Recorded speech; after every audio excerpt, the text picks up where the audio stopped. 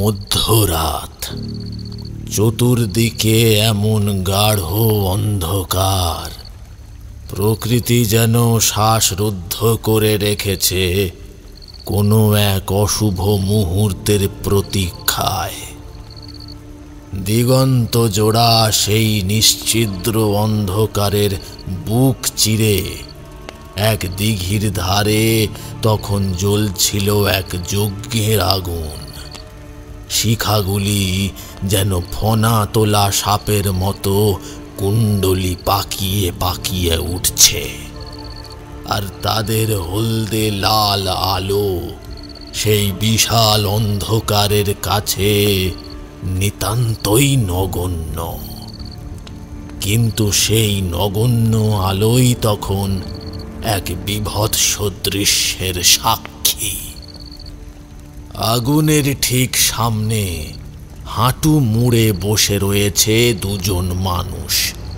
প্রথমজন যাকে দেখলে রক্ত হিম হয়ে আসে, বিশাল চুল দাড়ি, এককালে সাদা হলেও এখন অপরিষ্কার, রুক্ষ আর নোংরা। পরনে রক্তাভ গেরুয়া পোশাক, তার ভাঁজে ভাঁজে লেগে আছে অতীতের পৈশাচিক অভিসন্ধির ছাপ। তার চোখ দুটো যেন আগুনের শিখার প্রতিচ্ছবিতে আরও জ্বলছে। সে দৃষ্টিতে কোনো মানবীয় মমতা নেই, আছে শুধু এক পৈশাচিক লালসা আর উন্মাদনা। তার মুখের মাংসপেশিগুলো শক্ত, যেন বহু বছর ধরে কোনো হাসির রেখা তার মুখ স্পর্শ করেনি। তার থেকে সামান্য দূরে ঘাসের উপরে বসে আছে দ্বিতীয়জন। তার সামনে একটি নরখুলি, বহু পুরনো, হলদে হয়ে যাওয়া সেই খুলিটি তখন ভরে আছে গাঢ় লাল এক তরলে। খুলির ভেতরের সেই তরল রাতের অন্ধকারেও চকচক করছে। সেই লাল তরল গড়িয়ে খুলির ধার দিয়ে মাটিতে পড়ছে, আর মাটি শুষে নিচ্ছে সেই বিষাক্ততা। মাটিতে সৃষ্টি হয়েছে জমাট বাঁধা রক্তের মতো কাদার আস্তরণ, যা এই যজ্ঞের ভূমিকা করে তুলেছে আরও অভিশাপগ্রস্ত। পাশে মাটির উপরে রয়েছে একটি বলি কাঠ। প্রাচীন শ্যাওলা ধরা কাঠটিতে এখনো লেগে আছে শুকিয়ে যাওয়া রক্তের কালচে দাগ। কিন্তু সব থেকে ভয়ঙ্কর তা হলো যজ্ঞের আগুনে ঠিক উল্টো দিকে থরে থরে সাজানো ছাগলের মুন্ডু। সংখ্যায় তা 100 নয়, 100-রও বেশি। রাতের অন্ধকারে মুন্ডগুলির চোখগুলো যেন স্থির হয়ে তাকিয়ে আছে আকাশের দিকে। সদ্য বলি দেওয়া এই মুন্ডগুলি থেকে তখনও যেন তাজা রক্তের গন্ধ আসছে, আর সেই গন্ধ ধূপ, ধুনো আর যজ্ঞের আগুনের ধোঁয়ার সাথে মিশে সৃষ্টি করেছে এক গা গোলানো গাঢ় পরিবেশ। সবই প্রস্তুত। তান্ত্রিকের মুখ তখন স্থির, তার দৃষ্টি কেবল সেই দ্বিতীয় মানুষটির দিকে। দ্বিতীয় মানুষটি, সে তখন নরখুলিটি হাতে সাবধানে ধরে। তার চোখে ভয় নেই, আছে কেবল এক অস্থিরতা, এক চরম আত্মধ্বংসের নেশা। ধীরে ধীরে সে নরখুলিটি মুখ পর্যন্ত তুলল। এরপর সেই লাল তরল সে পান করল।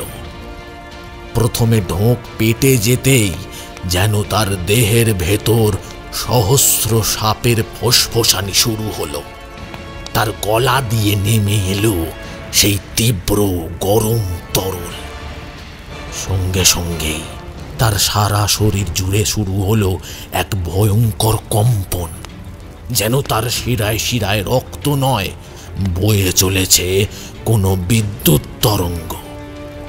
তার চোখ উল্টে গেল, মুখ দিয়ে বেরিয়ে গেল এক অস্ফুট গোঙানির শব্দ।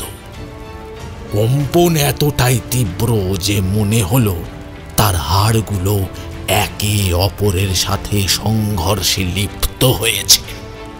কিন্তু এই কম্পন বেশিক্ষণ স্থায়ী হলো না। তীব্র অস্থিরতার পরেই এলো এক অলসতা। ধীরে ধীরে সেই মানুষটির শরীর যেন ঝিমিয়ে পড়তে শুরু করলো। তার দেহ নুয়ে পড়ল মাটির দিকে। আর ঠিক সেই মুহূর্তে, যখন রাতের নীরবতা তার চূড়ান্ত সীমায়, ঠিক তখনই সামনে বসে থাকা তান্ত্রিক মানুষটা ফাটিয়ে দিল এক রাক্ষসে হাসি।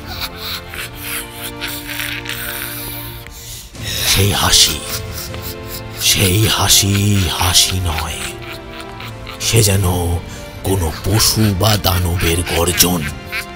রাতের নিস্তব্ধতাকে ভঙ্গ করে সে হাসি ধ্বনিত হলো দিঘির পাড়ে, জঙ্গলের গভীরে।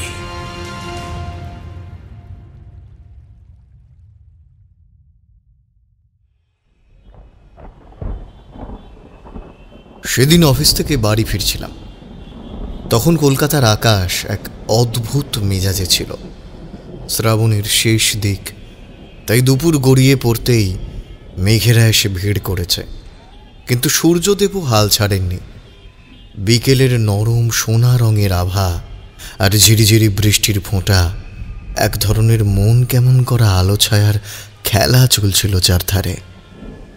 রাস্তাঘাট জল কাদায় মাখামাখি, কিন্তু আবহাওয়াটা এতটাই মনোরম যে যে কোনো ক্লান্তি যেন এক মুহূর্তের জন্য উবে গেল।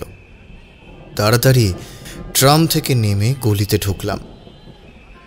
ঘরে ফিরেই ব্যাগটা একপাশে রেখে হাত মুখ ধুয়ে একটা পরিষ্কার শার্ট গায়ে চাপিয়ে নিলাম। বেশিক্ষণ দেরি করার জো ছিল না, কারণ আজ বিকালটা বরাদ্দ ছিল ঠাকুরমশাইয়ের জন্য।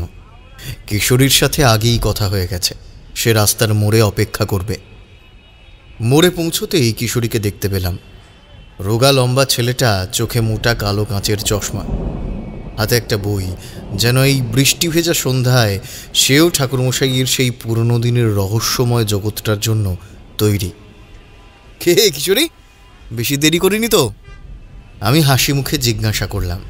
সে চশমাটা একটু ঠিক করে বলল, না, এই তো এলাম। চলো, দেরি করে কাজ নেই, ঠাকুরমশাই আজকাল তাড়াতাড়ি খেয়ে নেন। পথে পা বাড়ালাম। এমন দিনে ঠাকুরমশাইয়ের মতো মানুষটির সান্নিধ্য এক অন্যরকম শান্তি এনে দেয়। চলতে চলতেই একটা চিন্তা এলো।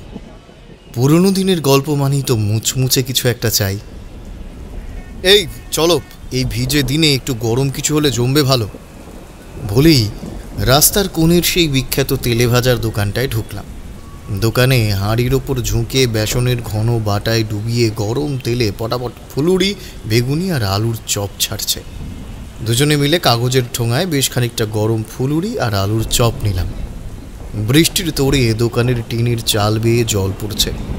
তারই পাশে দাঁড়িয়ে ঝালঝাল বেসনের গন্ধে আর তেলে ভাজার উষ্ণতায় যেন একটা অন্য মেজাজ তৈরি হলো।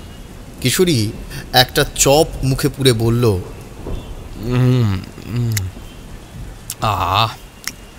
আজ নিশ্চয়ই ভালো একটা গল্প হবে, কি বলো?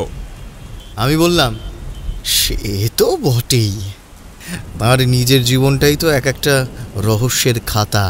তবে তিনি যখন কথা বলেন তখন মনে হয় না কোনো তান্ত্রিক কথা বলছেন, যেন এক সরল গ্রাম্য মানুষ তার পুরনো দিনের স্মৃতিচারণ করছেন, যেখানে আলো ছায়ার খেলাটাই আসল। কথা বলতে বলতে আর তেলে ভাজা শেষ করতে করতে আমরা ঠাকুরমশাইয়ের বাড়ির কাছাকাছি এসে পৌঁছলাম। পুরনো জীর্ণ বাড়িটা বাইরে থেকে দেখলেই বোঝা যায় অতীতের বহু ঝড় ঝাপটা সয়ে আজও সে টিকে আছে। প্রবেশদ্বারের পাশেই একটা নোনা ধরা দেওয়ালে একটা অশ্বত্থ গাছের চারা দিব্যি মাথা তুলে দাঁড়িয়েছে। ভিতরে ঢুকতেই সেই পরিচিত দৃশ্য।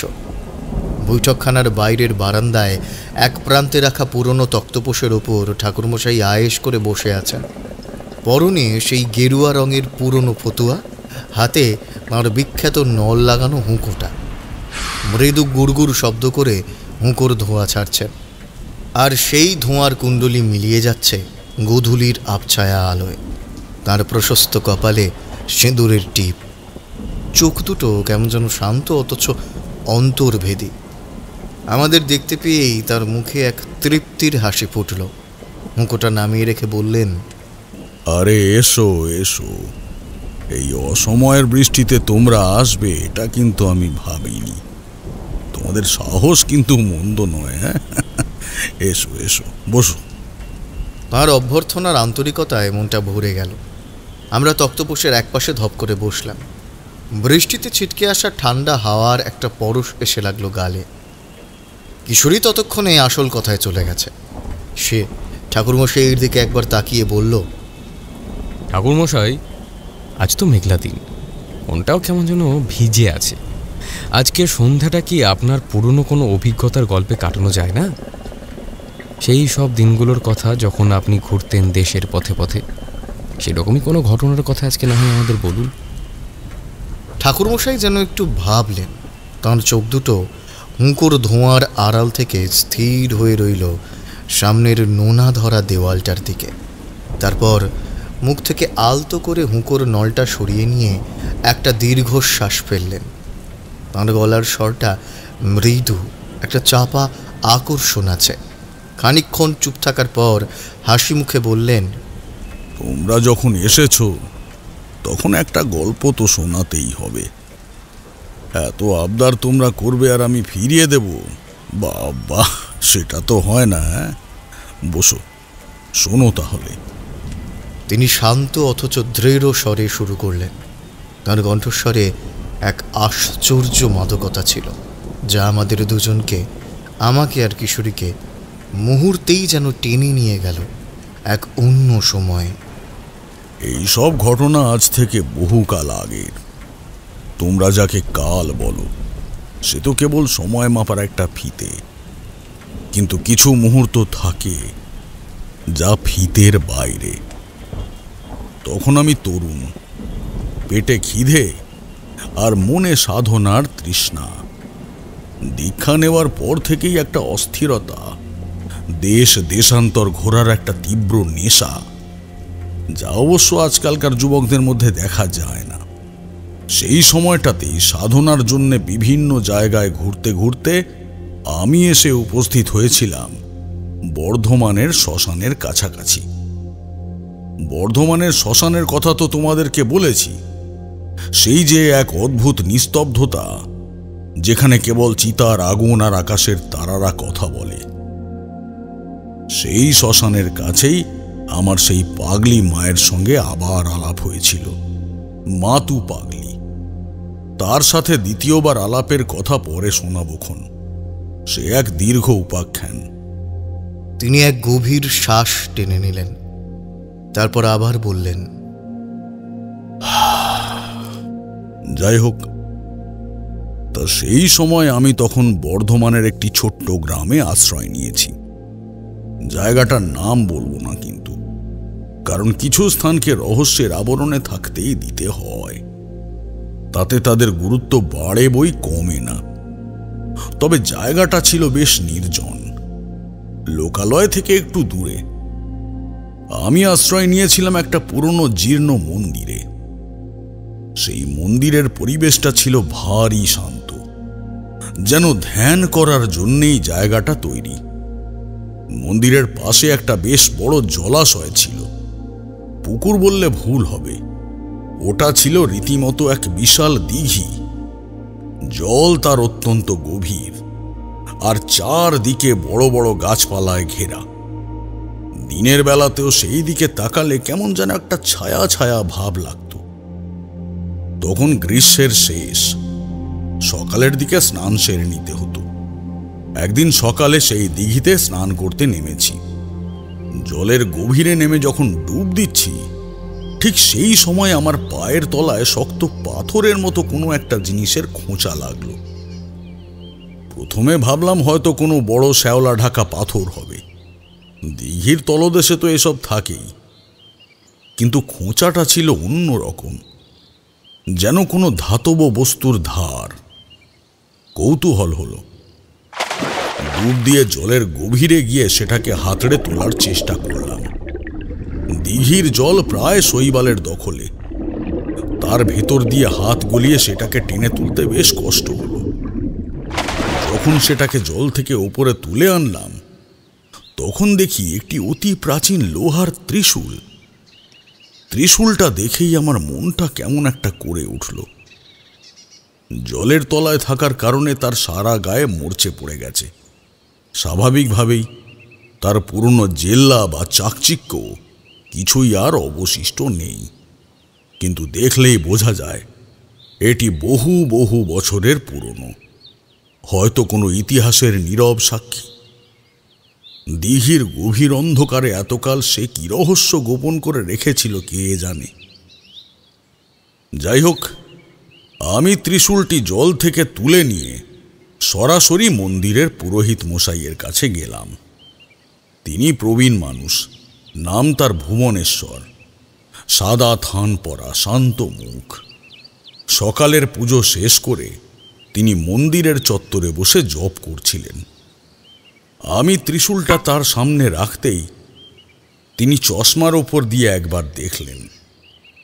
কি ব্যাপার তারানাথ, এ বস্তু তুমি কোথায় পেলে?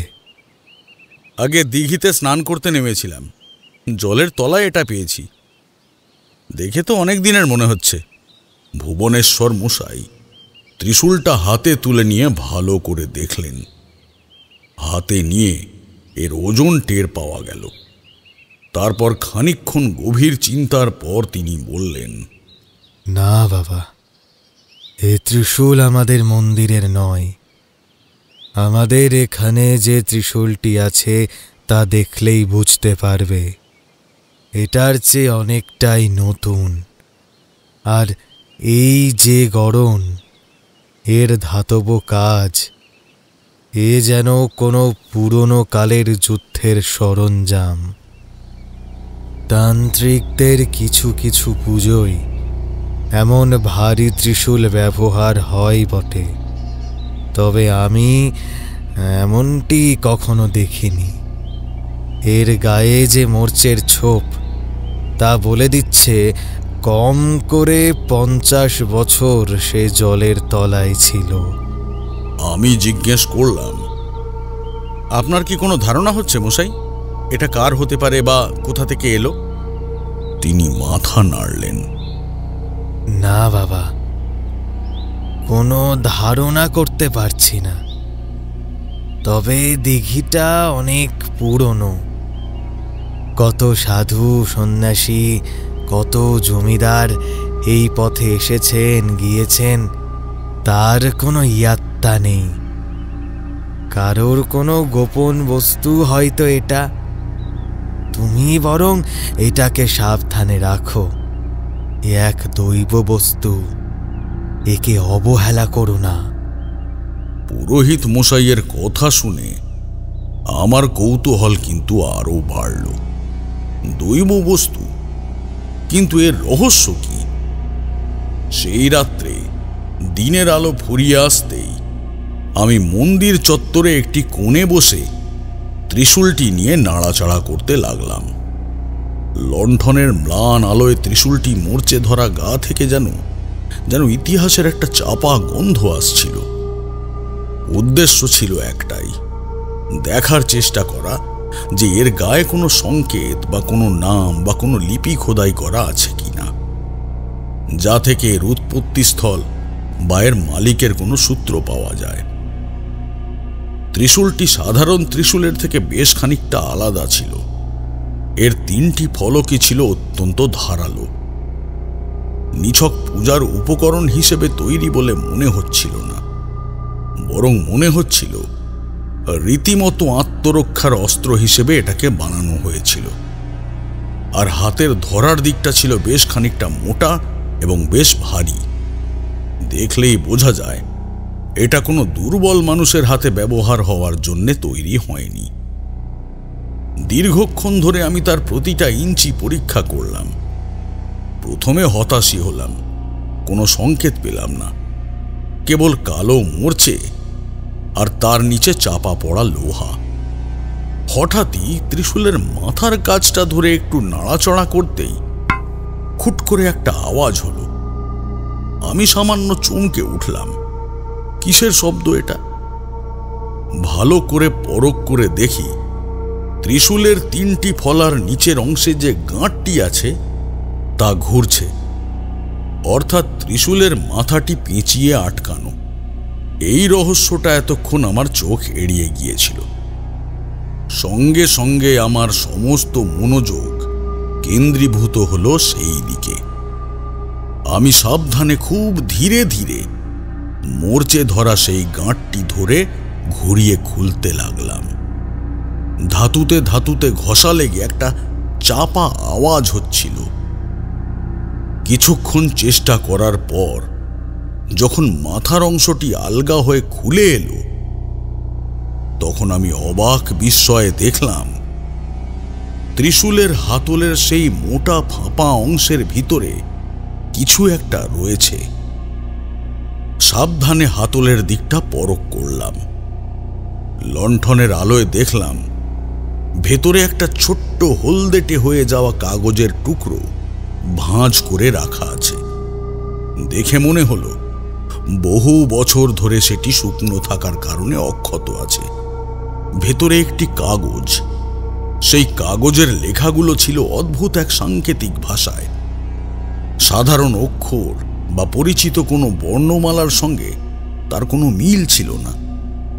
যেন কেউ একান্তই নিজের প্রয়োজনে বা কোনো গোপন উদ্দেশ্যের জন্য এই প্রতীকগুলো সৃষ্টি করেছে। আমি তন্ত্রের বহু পুঁথি দেখেছি, বিভিন্ন আঞ্চলিক সাধনা পদ্ধতির সঙ্গেও পরিচিত ছিলাম, কিন্তু সত্যি বলছি, এমন ধরনের শব্দ বা অক্ষরের সঙ্গে আমি আগে কখনো পরিচিত হইনি। এক কথায় বলতে পারো, আমার পরিচিত কোনো বিশেষ তন্ত্র সাধনাতেই এই ধরনের শব্দ বা লিপি ব্যবহার করা হয় না।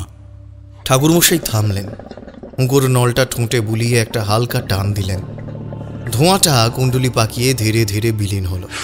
বাইরে রাতের নিস্তব্ধতা। কিশোরী আর আমি মন্ত্রমুগ্ধের মতো তাঁর দিকে চেয়ে রইলাম। তা সত্ত্বেও আমি সেই কাগজটা বেশ কিছুক্ষণ ধরে উল্টে পাল্টে দেখলাম। মনে হলো যেন কোনো এক প্রাচীন রহস্যের চাবি আমার হাতে, কিন্তু তার তালা খোলার মন্ত্রটি জানা নেই। এই মুহূর্তে তার অর্থোদ্ধার করার উপায় নেই বুঝে আমি আর দেরি করলাম না।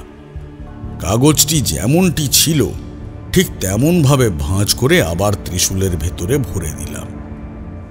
তারপর ত্রিশূলের মাথার অংশটি সাবধানে ঘুরিয়ে ঘুরিয়ে শক্ত করে বন্ধ করে রাখলাম। কিন্তু সেই ত্রিশূলটি খুঁজে পাওয়ার পর থেকে আমার জীবনে এক অদ্ভুত পালা বদল শুরু হলো। এমন এক জিনিস যা তোমাদেরকে বললে হয়তো তোমরা বিশ্বাস করবে না, অথচ আমি জানি তোমরা বিশ্বাস না করলেও ঘটনাগুলো কিন্তু নিছকই মনের ভুল ছিল না। তারপর থেকে, অর্থাৎ সেই ত্রিশূলটিকে মন্দিরের পাশে আমার ঘরে রাখার পর থেকে প্রতি রাত্রে আমি অদ্ভুত অদ্ভুত কিছু স্বপ্ন দেখতে শুরু করলাম।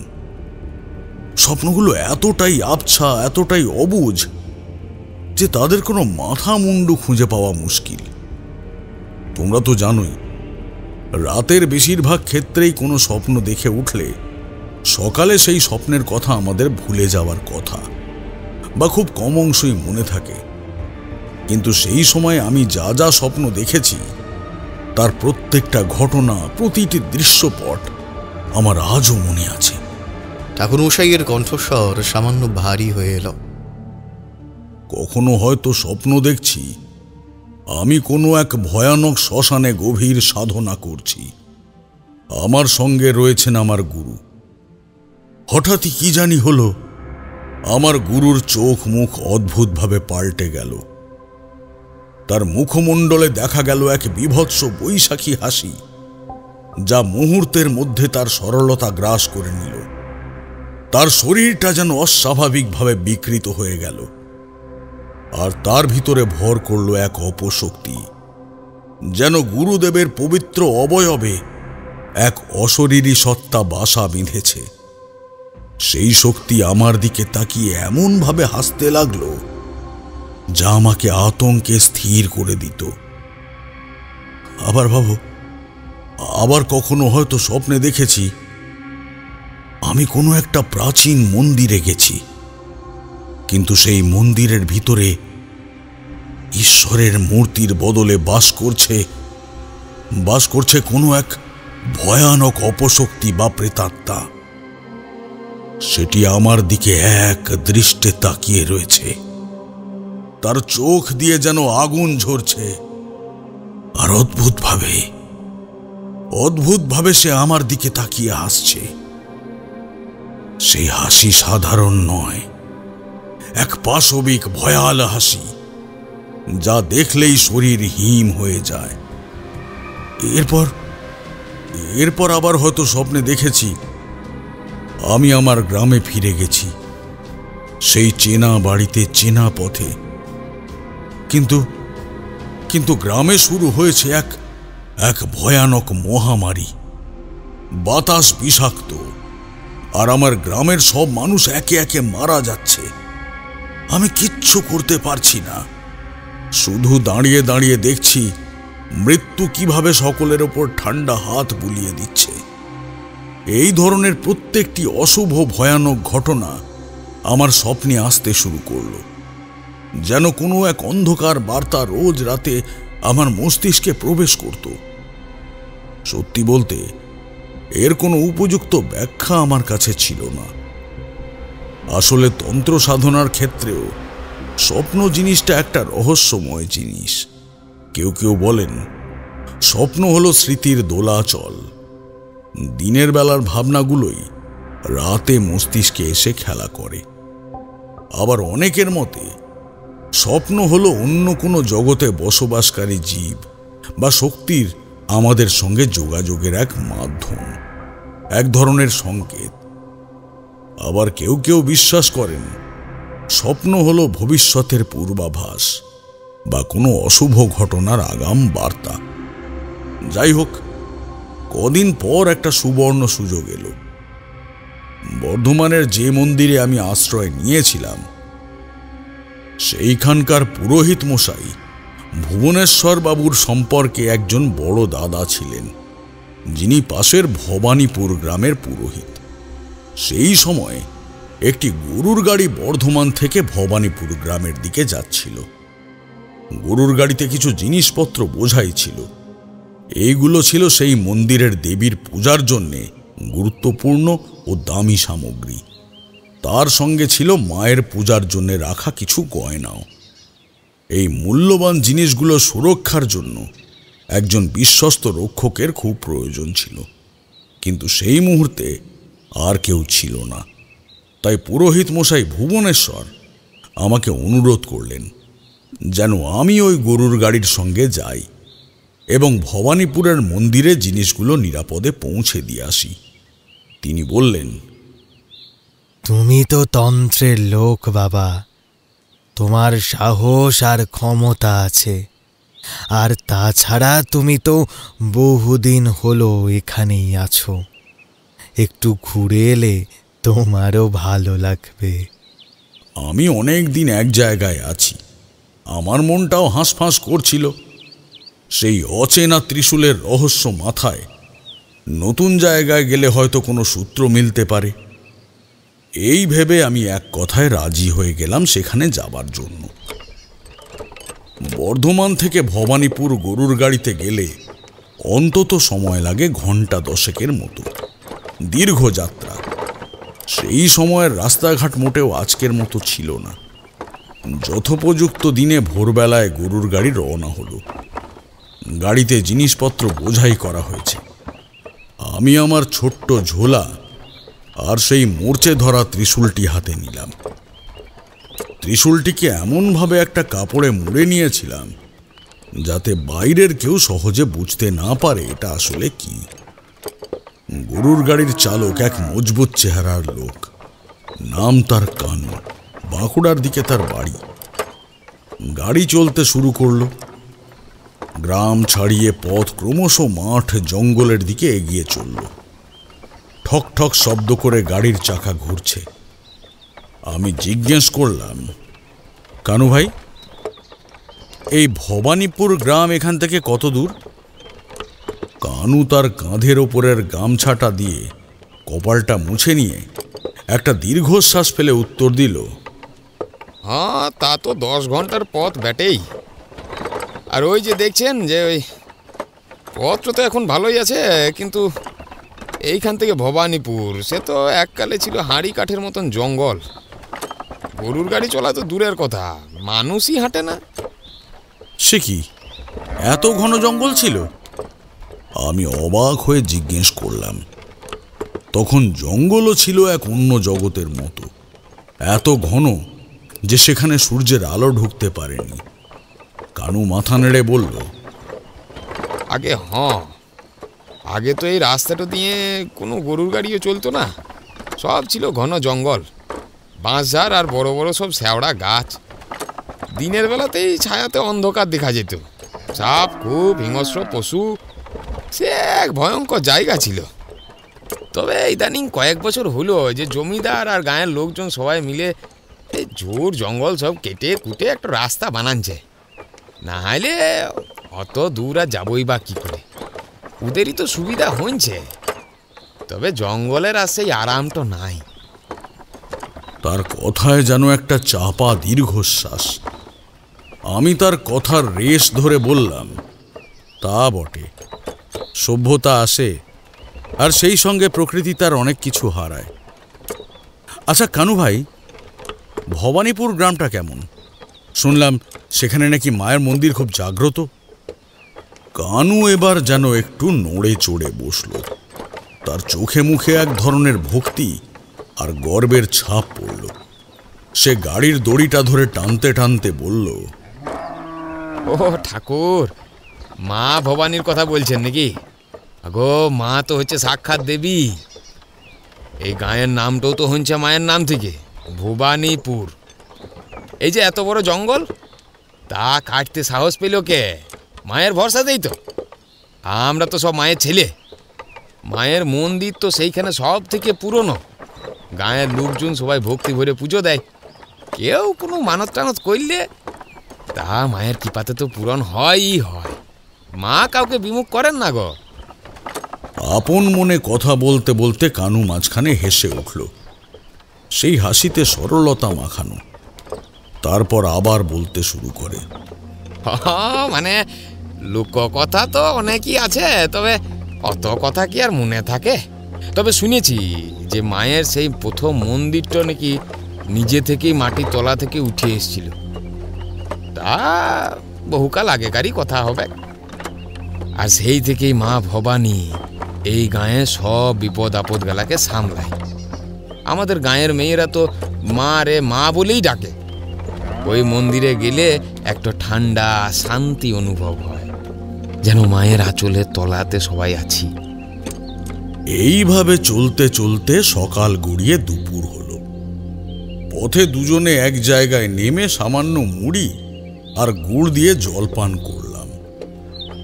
গরুর গাড়ির ধীর গতিতে পথ চলতে চলতে চারপাশের দৃশ্য দেখতে বেশ লাগছিল। প্রকৃতিকে উপভোগ করার সুযোগ ঘটল। কানু গ্রাম্য জীবনের নানা সুখ দুঃখের কথা বলছিল, আর আমি সেই সময়কার মানুষের সরল জীবনযাত্রা লক্ষ্য করছিলাম। প্রায় 10 ঘন্টা একটানা গরুর গাড়িতে চেপে যখন সেই ভবানীপুর গ্রামের মন্দিরে পৌঁছালাম, তখন আকাশ ঘোর অন্ধকার হয়ে গেছে। চারিদিকে জনমানবের সাড়া শব্দ বিশেষ নেই, কেবল মন্দির প্রাঙ্গণে একটা ক্ষীণ প্রদীপের আলো জ্বলছে। গ্রামের নাম অনুযায়ী সেইখানে মা ভবানীর সুপ্রাচীন মন্দির রয়েছে। দীর্ঘ যাত্রার শেষে যখন মা ভবানীর মন্দিরে পৌঁছালাম, তখন আকাশ ঘোর অন্ধকার। চারিদিকে কেবল দু একটা জোনাকির আলো। গরুর গাড়ি থেকে সাবধানে পুজোর সামগ্রী আর দেবীর গয়নার বাক্স নামানো হলো। কানু ততক্ষণে হাঁফ ছেড়েছে। কারণ তাকে পরদিনই অন্য এক জায়গায় যেতে হবে, তাই তার তাড়া ছিল ফিরে যাওয়ার। মন্দিরের পুরোহিত মশাই, মানে ভুবনেশ্বরের দাদার বড় দাদা, নাম তার হরিহর চক্রবর্তী, আমাদের জন্য অপেক্ষা করছিলেন। তার মুখে এক শান্ত গম্ভীর ছাপ, গায়ের রং কালো, কিন্তু চোখ দুটো অত্যন্ত উজ্জ্বল। আমরা তাকে প্রণাম করলাম। প্রথমেই মায়ের প্রতিমা দর্শনে গেলাম। মন্দিরের ভেতরে ঢুকে যখন মা ভবানীর অপূর্ব প্রতিমা দেখলাম, তখন সত্যি চোখ জুড়িয়ে গেল। এত প্রাচীন মন্দির, কিন্তু প্রতিমার রূপ যেন এক স্বর্গীয় জ্যোতিতে উদ্ভাসিত। মায়ের চোখে মুখে এক অদ্ভুত স্নিগ্ধতা, কিন্তু তারই নিচে চাপা পড়ে আছে এক প্রবল শক্তি, যা দেখলে মনের সব ভয় যেন দূর হয়ে যায়। সেই প্রতিমার সামনে কিছুক্ষণ বসে থাকার পর মনটা শান্ত হলো। এরপর হরিহর মশাইকে জিনিসপত্র বুঝিয়ে দেওয়া হলো। কানু তখন বিদায় নেওয়ার জন্য প্রস্তুত। কানু বলল, ঠাকুর মশাই, জিনিসগুলা সব তো গুছুন দিলুম, এইবারে তো রওনা দি। না হলে যদি ভোর রাত বেলাতে না ফিরতে পারি, তাহলে কালকে অনেক বড় লোকসান হয়ে যাবে যে। হ্যাঁ হরিহর মশাই, অনেক দূর তো, আমাদের এক্ষুনি বেরিয়ে পড়া দরকার। কানু ভাইকেও পরদিন সকালে অন্য জায়গায় যেতে হবে। কিন্তু হরিহর মশাই যেন এক লহমায় আমাদের পথ আটকে দিলেন। তিনি এমনভাবে দাঁড়ালেন যেন এই মুহূর্তে আমাদের যাওয়াটা অসম্ভব। তিনি শান্ত অথচ দৃঢ় স্বরে বললেন, এত রাতে তোমরা এই মুহূর্তে এখান থেকে ফিরে যাবে ভাবছো? হ্যাঁ, ওরে বাবা, সে একেবারেই হবে না বাবা তারানাথ। আমি অবাক হলাম। বললাম, কেন মশাই, কি হয়েছে? পথ তো পরিচিত, আর কানু ভাইও খুব সাবধানে চালাবে। হরিহর মশাই মৃদু হাসলেন, কিন্তু সেই হাসিটা কেমন যেন রহস্যময়, যেন তার পেছনে অনেক না বলা কথা লুকিয়ে আছে। তিনি ধীরে সুস্থে বললেন, না বাবা, এই গ্রামে রাত কাটানো সোজা, কিন্তু গ্রাম থেকে রাতে বের হওয়া অত সোজা নয়। তোমরা এত রাতে এখান থেকে যেও না, তাহলে তোমাদের বিপদ হতে পারে। কানু ততক্ষণে কেমন যেন একটু ঘাবড়ে গেছে। সে একটু চাপা স্বরে বলল, কিসের বিপদ ঠাকুর মশাই? আমরা তো গরু গাড়ি নিয়েই ফিরবো নাকি? কোনো মানুষের তো দেখা নাই। হরিহর মশাই একটা দীর্ঘশ্বাস ফেললেন, তারপর আমার দিকে তাকিয়ে বললেন, তোমরা তন্ত্রের লোক বাবা, তোমরা ভয় না পেলেও তোমাদের শরীর তো প্রকৃতির নিয়মের বাইরে নয়। তবে এই বিপদটা সাধারণ বিপদ নয়, তোমরা ওখানে যেও না। আমার কৌতূহল কিন্তু আরও বাড়ল। এই প্রবীণ পুরোহিত মশাইয়ের চোখে যে ভয় দেখলাম, তা কিন্তু নিছক পথঘাটের ভয় নয়। আমি সরাসরি জিজ্ঞেস করলাম, যদি কোনো বিপদ থাকে তবে সেটার কারণ নিশ্চয়ই আপনি জানেন, আমাদের বলুন, আমরা অযথা ঝুঁকি নেব না। কিন্তু কারণটা না জানলে তো মন শান্ত হচ্ছে না। পুরোহিত মশাই এইবার চুপ করে রইলেন কিছুক্ষণ। সেই নীরবতা যেন রাতের অন্ধকারের চেয়েও ভারী। তারপর বললেন, কারণ কি তা আমিও পুরোপুরি জানি না বাবা, শুধু এইটুকু জানি, ভবানীপুর গ্রামের নাম এই বাইরে থেকে শুনে যা মনে হয়, ভিতরটা সম্পূর্ণ আলাদা। এই গ্রামে রাত তো অনেক বড় কথা। সন্ধ্যার পর কেউ ঘর থেকে বের হয় না, যেন একটা অদৃশ্য শাসন এই গ্রামের উপর চেপে বসে আছে। তিনি আরো নিচু স্বরে বললেন, আর বিশেষ করে এই গ্রামের বাইরে যেতে হলে তোমাদের জমিদার বাড়ির পাশ দিয়ে যেতে হবে। সেই জমিদার বাড়ি সে এক পুরনো ইতিহাস। লোকে বলে ওখানে নাকি অনেক দিন ধরেই কিছু একটা সমস্যা চলছে।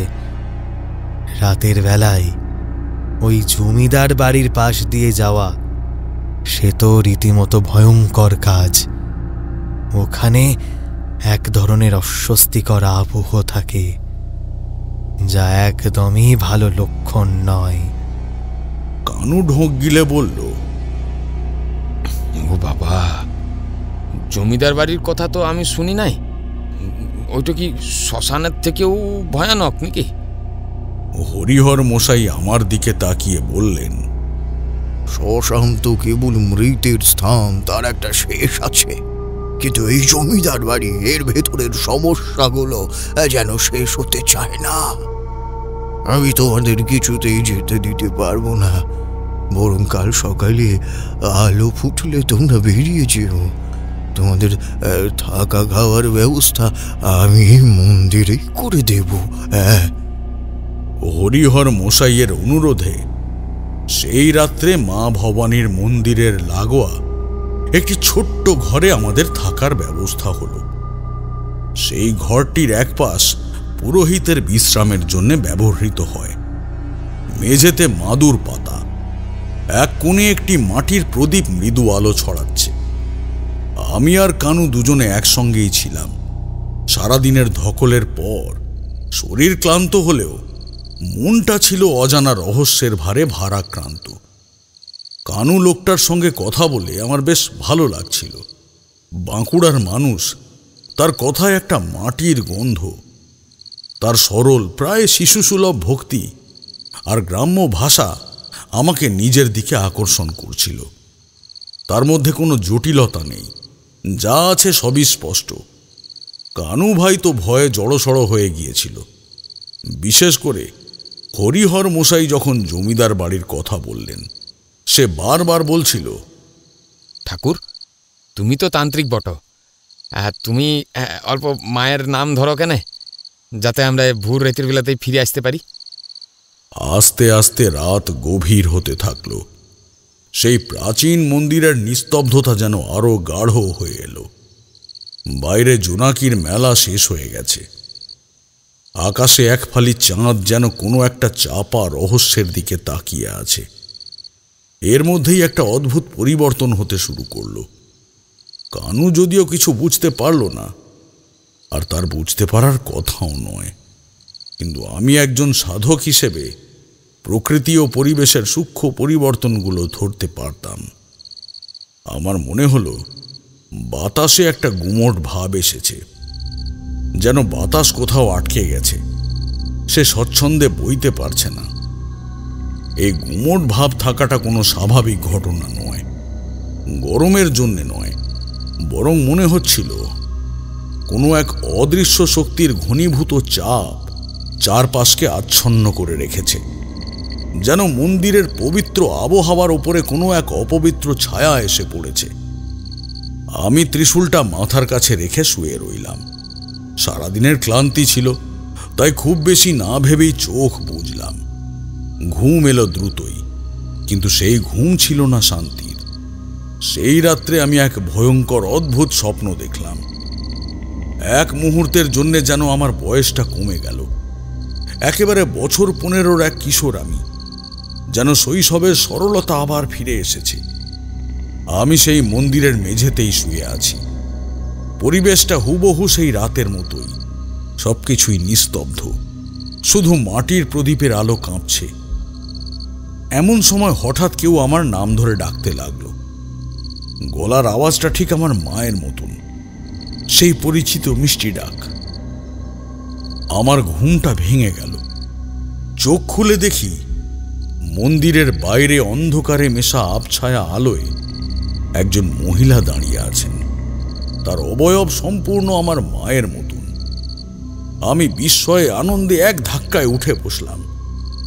মা কি এত রাত্রে আমার কাছে এসেছে? সেই ছোটবেলায় যেমন মা আমাকে ডেকে কোলে নিতেন, ঠিক তেমনই যেন তিনি হাত বাড়িয়ে আমায় ডাকছেন।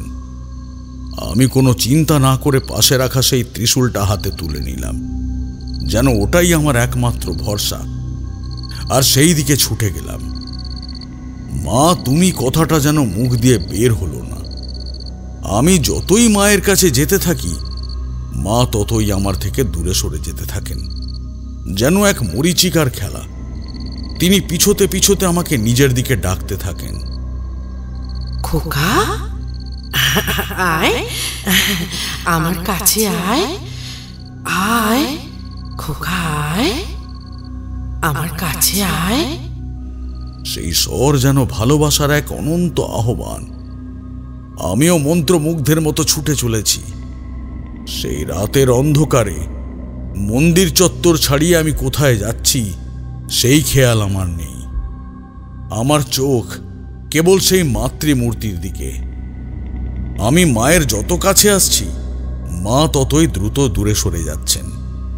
এই ধাওয়া করে চলার মধ্যে এক অদ্ভুত নেশা ছিল, যেন মায়ের কাছে পৌঁছনোই জীবনের একমাত্র লক্ষ্য।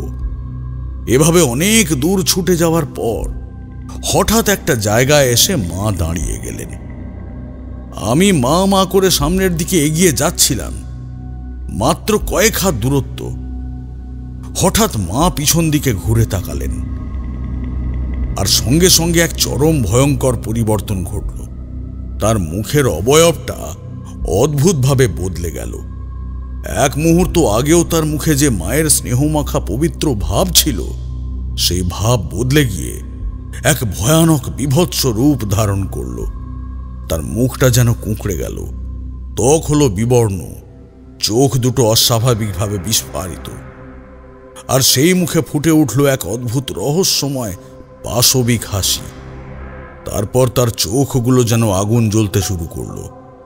দুটি জ্বলন্ত অঙ্গার যেন আমার দিকে তাকিয়ে আছে, আর সেই মুখ থেকে বেরিয়ে এলো এক অদ্ভুত অস্বাভাবিক অমানসিক হাসি, এক বিভৎস আসুরিক হাসি। মার মা নেই, সে এক ভয়ঙ্কর প্রেত মূর্তি। পরের মুহূর্তেই সেই অপশক্তি দুহাত বাড়িয়ে বিদ্যুতের গতিতে আমার গলাটা টিপে ধরল। আমি আমার হাত পা নাড়াতে পারছিলাম না, যেন কোনো অদৃশ্য কঠিন বাঁধনে আমার সর্বাঙ্গ বাঁধা পড়েছে। দম বন্ধ হয়ে আসছিল। আমার চোখে ভেসে উঠল শুধু সেই জ্বলন্ত চোখ আর বিভৎস হাসি। আমি প্রাণপণে ত্রিশূলটা ওঠানোর চেষ্টা করলাম, কিন্তু পারলাম না। মনে হলো যেন আমার সমস্ত শক্তি নিঃশেষ হয়ে গেছে। নিঃশ্বাস নিতে না পেরে যখন আমার চেতনা প্রায় লোপ পেতে চলেছে, ঠিক সেই সময় হঠাৎ ঘোরটা কেটে গেল। একটা তীব্র ঝাঁকুনিতে আমি যেন সেই দুঃস্বপ্ন থেকে বেরিয়ে এলাম। কানে এলো মানুষের কণ্ঠস্বর, কানুর আওয়াজ, যেন সেই ডাকটা আমাকে মৃত্যুর মুখ থেকে টেনে ফিরিয়ে আনল। আমি চোখ বুজলাম। চারপাশের অন্ধকার আর গুমট ভাবটা তখনও কাটেনি, কিন্তু মায়ের মন্দিরের পবিত্র গন্ধটা আবার যেন নাকে এলো। আমি দেখলাম কানু হাঁপাতে হাঁপাতে আমার সামনে দাঁড়িয়ে আছে, তার চোখে ভয় আর বিস্ময়। আমি যেখানে দাঁড়িয়ে আছি সেটা মন্দিরের চত্বর নয়, মন্দির থেকে বেশ কিছুটা দূরে একটা খোলা জায়গায়।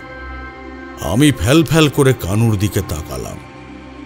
আমার হাতে তখনও ত্রিশূলটা শক্ত করে ধরা। আমি তখনও স্বপ্ন আর বাস্তবের ভেদাভেদ করতে পারিনি। জিজ্ঞেস করলাম, কি হয়েছে কানু? আমি এখানে কেন? কানু এবার যেন তার মনের সব ভয় একসঙ্গে উগরে দিল। তার স্বরটা কেঁপে উঠল, গলার মধ্যে একটা গাঁথা গাঁথা ভাব। ঠাকুর, তুমি আর এসব কথা বলো না গো রে। আমার তো জানটা একেবারে শুকন গিয়েছিল। আমরা তো মন্দিরে শুনছিলাম। আমি তো পাতলা ঘুম, বুঝলেন তো, মানে আমার ঘুমটা গেল ভেঙে। উঠে দেখি যে তুমি নাই, মা দুটো কেবল ফাঁকা জায়গাতে পড়ে আছে। বাবা, আমি তো ভাবলাম যে তুমি বোধহয় কোনো দরকারি কাজে বাইরে বেরোচ্ছ, কিন্তু না, দেখি তুমি দরজার বাইরে বেরোই পরে অন্ধকারে হাঁটাহাঁটি করছো। আমি ভাবলাম ঠাকুর মশাই এত রাতে কোথায় যাবে। আমি তো তোমাকে ডাকলাম, ও ঠাকুর, ঠাকুর কি হলো গো, কোথায় যাচ্ছ? তুমি তো একবারও তাকাইও দেখলে না, একবারে সে মাটির মূর্তির মতন খালি হাঁটছো হাঁটছো।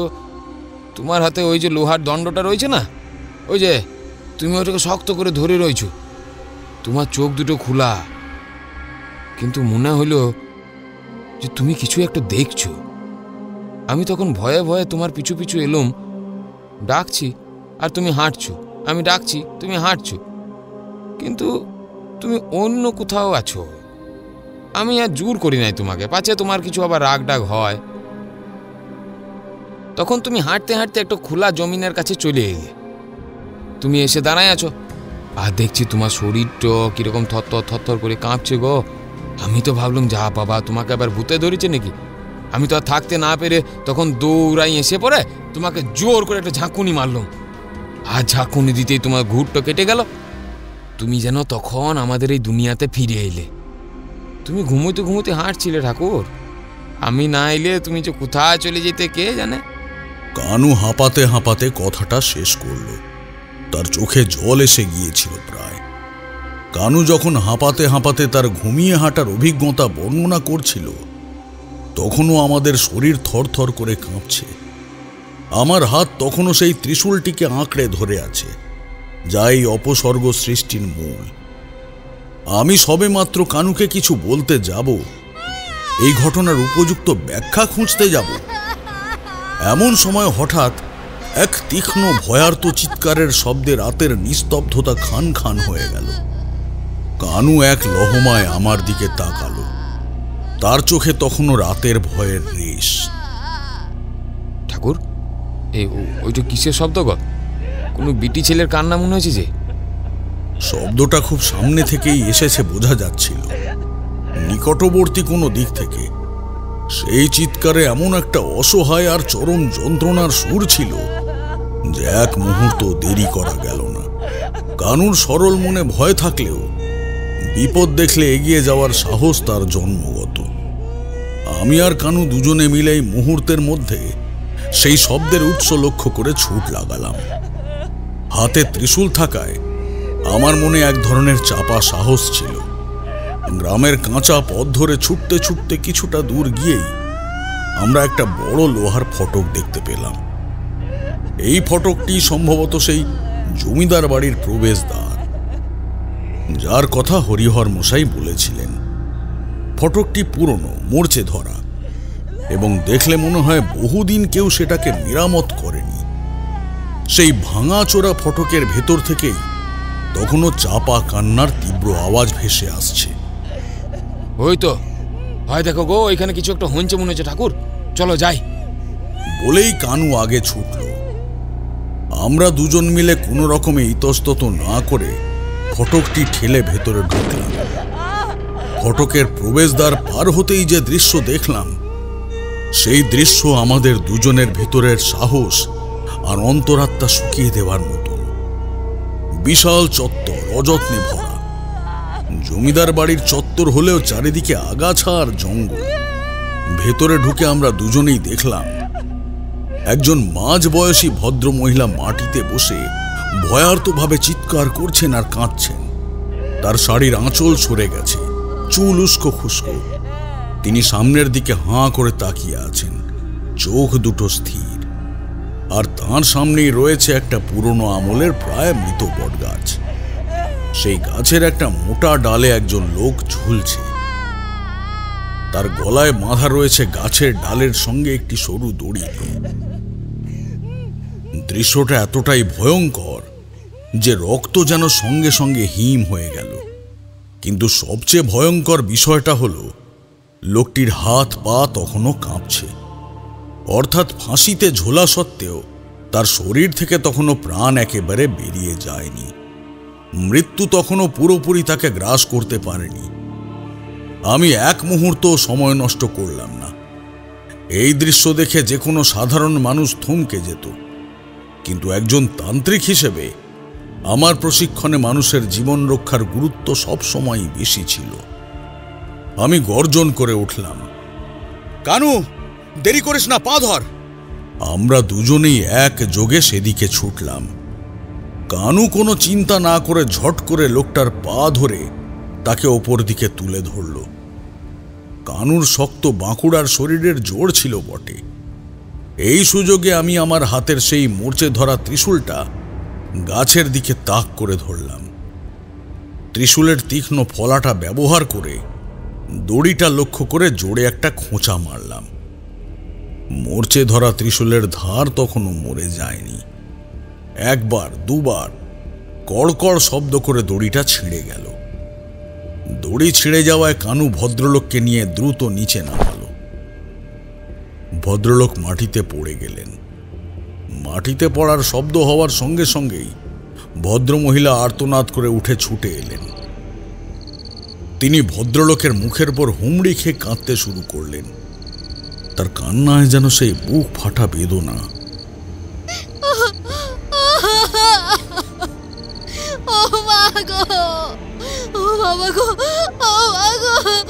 কি দেখলাম গো,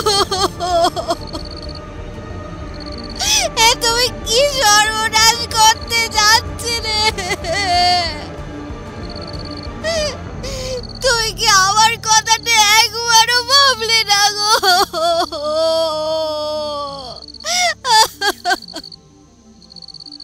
তার বুক ভাঙা কান্নার স্বর রাতের নীরবতাকে ছিঁড়ে ফেলছিল। তিনি লোকটির শরীর ধরে কাঁপতে কাঁপতে বলতে লাগলেন, আমার কথাটা একবারও তোমার মনে পড়লো না? এই হতচ্ছাড়া বাড়িতে আর এক দণ্ডও থাকবো না গো, এক দণ্ডও না। কতদিন ধরে আমি তোমাকে বলছি সব ছেড়ে চলো, চলে যাই, শুনছো না? এই বাড়ি অভিশপ্ত, এই অভিশপ্ত বাড়িতে আমরা থাকতে পারবো না। এ বাড়ি আমাদের খেয়ে নেবে। তুমি চলে গেলে আমি কি নিয়ে বাঁচবো গো, সে তুমি ভাবলে না? ভদ্রমহিলার এই কান্নার মধ্যে গ্রামের সেই গভীর রহস্যের ছাপ স্পষ্ট হয়ে উঠল। জমিদার বাড়িকে ঘিরে থাকা কোনো এক অভিশাপের কথা তিনি যেন বারবার বলতে চাইছেন। আমি আর কানু তখনও হাঁপাচ্ছি। জীবনটা বাঁচানো গেছে এইটুকুই শান্তি। ঠিক সেই সময় যখন ভদ্রমহিলার কান্না আর আমাদের শ্বাস প্রশ্বাসের শব্দ ছাড়া আর কিছুই শোনা যাচ্ছিল না, তখন আমি একটা অপ্রত্যাশিত জিনিস খেয়াল করলাম। সামনের জমিদার বাড়ির বিশাল বড় দোতলা ঘর, যা দেখলে মনে হয় বহু বছর ধরে সেখানে কেউ বাস করে না। সেই ঘরের একেবারে কোণের ওপরের তলার একটি জানলা। সেই জানলাটা যেন রাতের অন্ধকারে আরো বেশি কালো।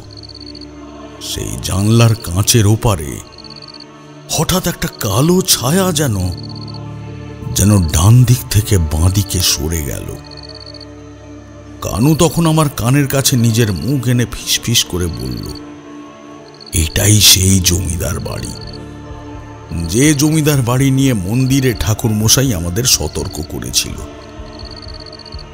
মাঝরাতে ঝুলে যাওয়া সেই মানুষটিকে ওর তার স্ত্রীকে এইভাবে খোলা চত্বরে একা ছেড়ে দেওয়া কি উচিত হবে? সেইটা ভেবে আমি আর কানু দুজনে মিলে ধরাধরি করে ভদ্রলোককে ওই জমিদার বাড়ির ভেতরে নিয়ে গেলাম। তখন বুঝতে পারলাম হরিহর মশাইয়ের কথা অনুযায়ী এরাই এই জমিদার বাড়ির বাসিন্দা। জমিদার বাড়ির ভেতরে ঢুকতেই একটা অদ্ভুত নিস্তব্ধতা আমাদের গ্রাস করল। ভেতরে যদিও অন্ধকার, তবু সেই লণ্ঠনের আবছা আলোয় দেখা গেল বাড়িটার একদা যে ঐশ্বর্য ছিল তা এখন শুধুই স্মৃতির কঙ্কালসার ছায়া। মেঝেতে পুরো ধুলোর আস্তরণ, ছাদ থেকে পলস্তারা খসে পড়েছে, আর আসবাবপত্রগুলো জীর্ণ হয়ে কোনো মতে টিকে আছে। নিচের তলায় একটা বড় ঘরে, যেখানে একটা পুরনো তক্তপোষ রাখা ছিল, আমরা তাকে শুইয়ে দিলাম। কানু অত্যন্ত সতর্কতার সঙ্গে ভদ্রলোককে নামালো। শুইয়ে দেওয়ার পর ওই মহিলা তার মুখের ওপর হুমড়ি খেয়ে বাতাস করতে লাগলেন। তার চোখে তখনও চরম ভয়ের ছাপ। আমি সামনে রাখা একটা পিতলের কুঁজো থেকে খানিকটা জল নিলাম। জলটা পানের অযোগ্য হলেও এই মুহূর্তে অন্য কোনো উপায় ছিল না। ভদ্রলোককে জল দেবার পর তিনি জোরে জোরে হাঁপাতে শুরু করলেন। সেই হাঁপানো দেখে বোঝা যাচ্ছিল জীবন মৃত্যুর দোরগোড়া থেকে ফিরে আসার কষ্ট কতটা তীব্র। এইভাবে বেশ কিছুক্ষণ কাটল। ভদ্রলোকের শ্বাস প্রশ্বাস স্বাভাবিক হওয়ার পর তিনি ধীরে ধীরে একটু স্থিত হলেন। মুখের রক্তচাপ কিছুটা ফিরল। আমি আর দেরি না করে সরাসরি জিজ্ঞেস করলাম, কি হয়েছিল আপনার? আপনি অমন করে ঝুলে পড়েছিলেন কেন? আপনার তো প্রায় প্রাণ বেরিয়েই যাচ্ছিল।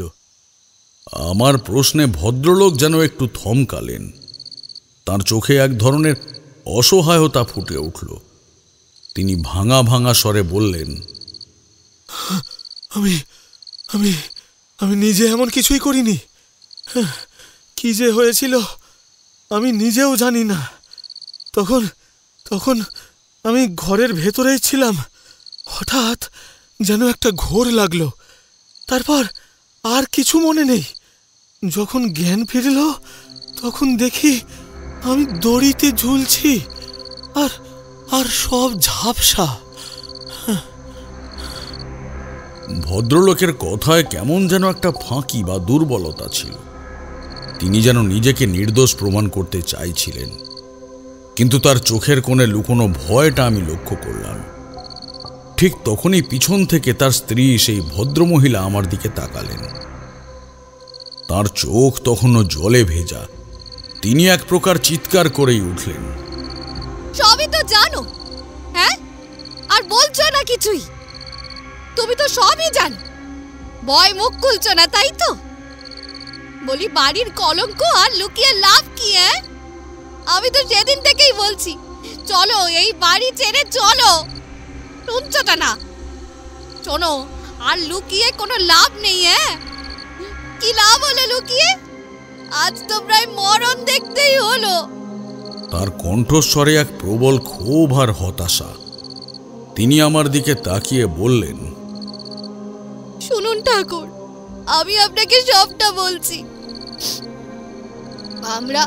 আমরা এই বাড়ি আর রাখবো না, বিক্রি করতেও হবে না। বাড়ি যদি বিক্রি না হয় না হোক, দরকার নেই বাড়ি বিক্রি হওয়ার। আমরা না হয় একটা ছোট কুড়ে ঘরেই থাকবো, দুবেলা ফুটিয়ে খাবো, তবু তো প্রাণে বাঁচবো।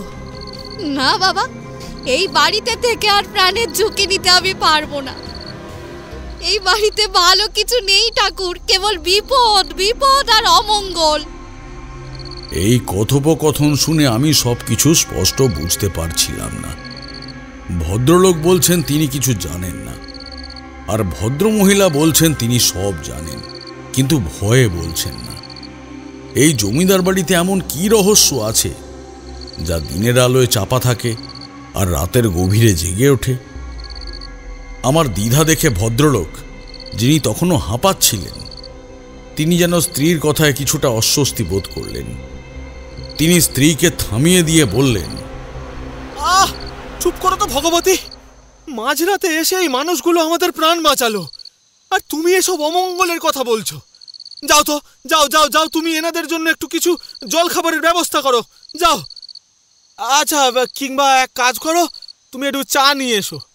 সারা রাত গরুর গাড়িতে এসেছেন, নিশ্চয়ই ক্লান্ত। মধ্যরাতে চায়ের কথা শুনে আমি সামান্য আপত্তি করতে যাচ্ছিলাম, না না, এত রাতে। কিন্তু আমার কথা শেষ হওয়ার আগেই কানুর দিকে তাকানো মাত্রই আমি থমকে গেলাম। কানুর মুখে চায়ের কথা শুনে একটা অদ্ভুত আগ্রহ ফুটে উঠল। সারাদিনের ক্লান্তি আর রাতে ভয়ের পর এক কাপ গরম চায়ের লোভ সে সামলাতে পারল না। তার চোখে মুখে এক সরল চাউনি। ঠাকুর গো, যদি অল্প চা পাওয়া যেত তাইলে খুব ভালো হইতো, বুঝলে? আমার গোটা শরীরটা একেবারে যেন ঠান্ডা হয়ে গেছে। কানু সরলভাবে বলল। কানুর আগ্রহ দেখে ভদ্রমহিলা যেন একটু শান্ত হলেন। তিনি মাথা নেড়ে বললেন, আচ্ছা ঠিক আছে, তোমরা যখন এত কষ্ট করে এসেছো তখন একটু বসো। হ্যাঁ, আমি চা করে আনছি। এই বলে তিনি উঠে গেলেন আমাদের জন্য চা বানাতে। তার চলে যাবার মধ্যেও এক ধরনের চাপা অস্থিরতা ছিল। আর তখনই ভদ্রলোক যেন একটু সুযোগ পেলেন। তিনি এবার আমার দিকে একটু ঝুঁকে এলেন। তার চোখে সামান্য দুর্বল হাসি। তিনি নিজের পরিচয় দিলেন। আমার নাম পঞ্চানন অধিকারী, আমি এই বাড়ির মালিক। আপনারা দেখেই বুঝতে পারছেন, কোনো এককালে আমাদের জমিদারি ছিল। এখন যদিও সেসব আর নেই, কেবল এই বাড়িটা ছাড়া আর কিছুই অবশিষ্ট নেই। আর যিনি গেলেন উনি হলেন আমার স্ত্রী ভগবতী অধিকারী। এই বড় ভূতের মতন বাড়িতে আপাতত আমরা দুজনেই থাকি, আর কেউ থাকেন না। বাড়ির পরিস্থিতি দেখে পঞ্চানন বাবুর কথা বিশ্বাস করতে একটুও কষ্ট হলো না। একদা জমিদারি ঠাঁটবাট থাকলেও এখন কেবল তার ভগ্ন দশা। আমি কথা না বলে চুপচাপ বসে তার কথা শুনছিলাম। কিন্তু এইবার আমার মনোযোগ গিয়ে পড়ল আমার পারিপার্শ্বিক পরিবেশের দিকে। এই বাড়িতে আসার পর এতক্ষণ ঘটনার আকস্মিকতায় আমার কোনো কিছুই খেয়াল হয়নি, কিন্তু এখন আমি পঞ্চানন বাবুর পরিচয় জানার পর খেয়াল করলাম। হ্যাঁ, এটা ঠিক যে জমিদার বাড়ির ভেতরের সেই পুরনো ঐশ্বর্য আর জৌলুসের ব্যাপার আর নেই। সবকিছুই যেন ঝিমিয়ে গেছে, দিনের পর দিন অযত্ন আর অবহেলায়। কিন্তু সেই ঝিমিয়ে যাওয়াটা বড় কথা নয়। আমার সাধক মন জানান দিল, বড় কথা হলো এই বাড়ির ভেতর থেকে আমি একটা অদ্ভুত ঘন শক্তির আভাস পাচ্ছি। এই শক্তি কিন্তু স্বাভাবিক নয়। এটা কোনো সাধারণ দেওয়াল বা মাটি বা বাতাসের শক্তি নয়। যেন কোনো অতি প্রাকৃতিক বা অতৃপ্ত জমাট বাঁধা শক্তি এই বাড়ির ইট, কাঠ, পাথরের ভেতরে গেঁথে আছে। এই শক্তি কোনোভাবেই শান্ত নয়, বরং তা অত্যন্ত চঞ্চল, অস্থির এবং নিঃসন্দেহে অশুভ। ঠাকুরমশাই, আপনি তো জ্ঞানী মানুষ, হয়তো আপনি আমাদের বিপদটা বুঝতে পারবেন। ভগবতী সব জানে না, কিন্তু যা জানে সেটা তো এই বাড়ির ইতিহাসেরই ফল। আমি আর কিছুই লুকোতে চাই না, আমি আপনাকে সব বলবো। কেবল এটুকু বলে রাখি, আমি নিজে থেকে আজ মরতে যাইনি। হ্যাঁ, কিছু একটা আমাকে টেনে নিয়ে যাচ্ছিল। আমি তার দিকে স্থির দৃষ্টিতে তাকালাম। আমার হাতে থাকা ত্রিশূলের সেই চাপা কাঁপন যেন আমাকে ইঙ্গিত দিচ্ছিল এ কেবল মানসিক সমস্যা নয়, এর নেপথ্যে আছে কোনো গভীর অশুভ শক্তি। আমি তাকে একটু মৃদু চাপ দিলাম। পঞ্চাননবাবু, আমাকে সবকিছু খুলে বলুন, এই বাড়ির ইতিহাস।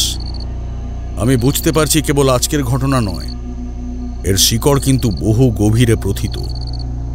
আমার কথায় পঞ্চাননবাবু যেন একটু সাহস পেলেন। তিনি একটা দীর্ঘ ঠান্ডা শ্বাস নিলেন, যেন বুক থেকে বহু বছরের জমানো কষ্ট বের করে দিলেন। আজ থেকে বহু বছর আগে এই জমিদার বাড়ি বানানো হয়। আমার প্রপিতামহ, তার নাম ছিল ভুবনেশ্বর অধিকারী। অত্যন্ত ধুরন্ধর, কর্মঠ এবং অসম্ভব জেদি একজন মানুষ ছিলেন।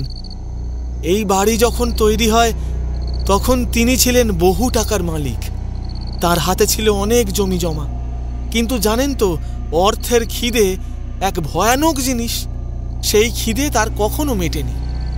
পঞ্চাননবাবু যেন অতীতের সেই দৃশ্যগুলো চোখের সামনে দেখছিলেন।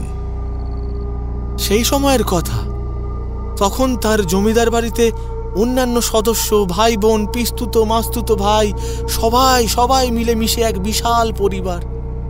এমন সময় একদিন এই অঞ্চলে এক তান্ত্রিকের আবির্ভাব ঘটে। সেই তান্ত্রিক ছিলেন অদ্ভুত প্রকৃতির মানুষ। তিনি আমার প্রপিতামহ ভুবনেশ্বর অধিকারীর কাছে এলেন।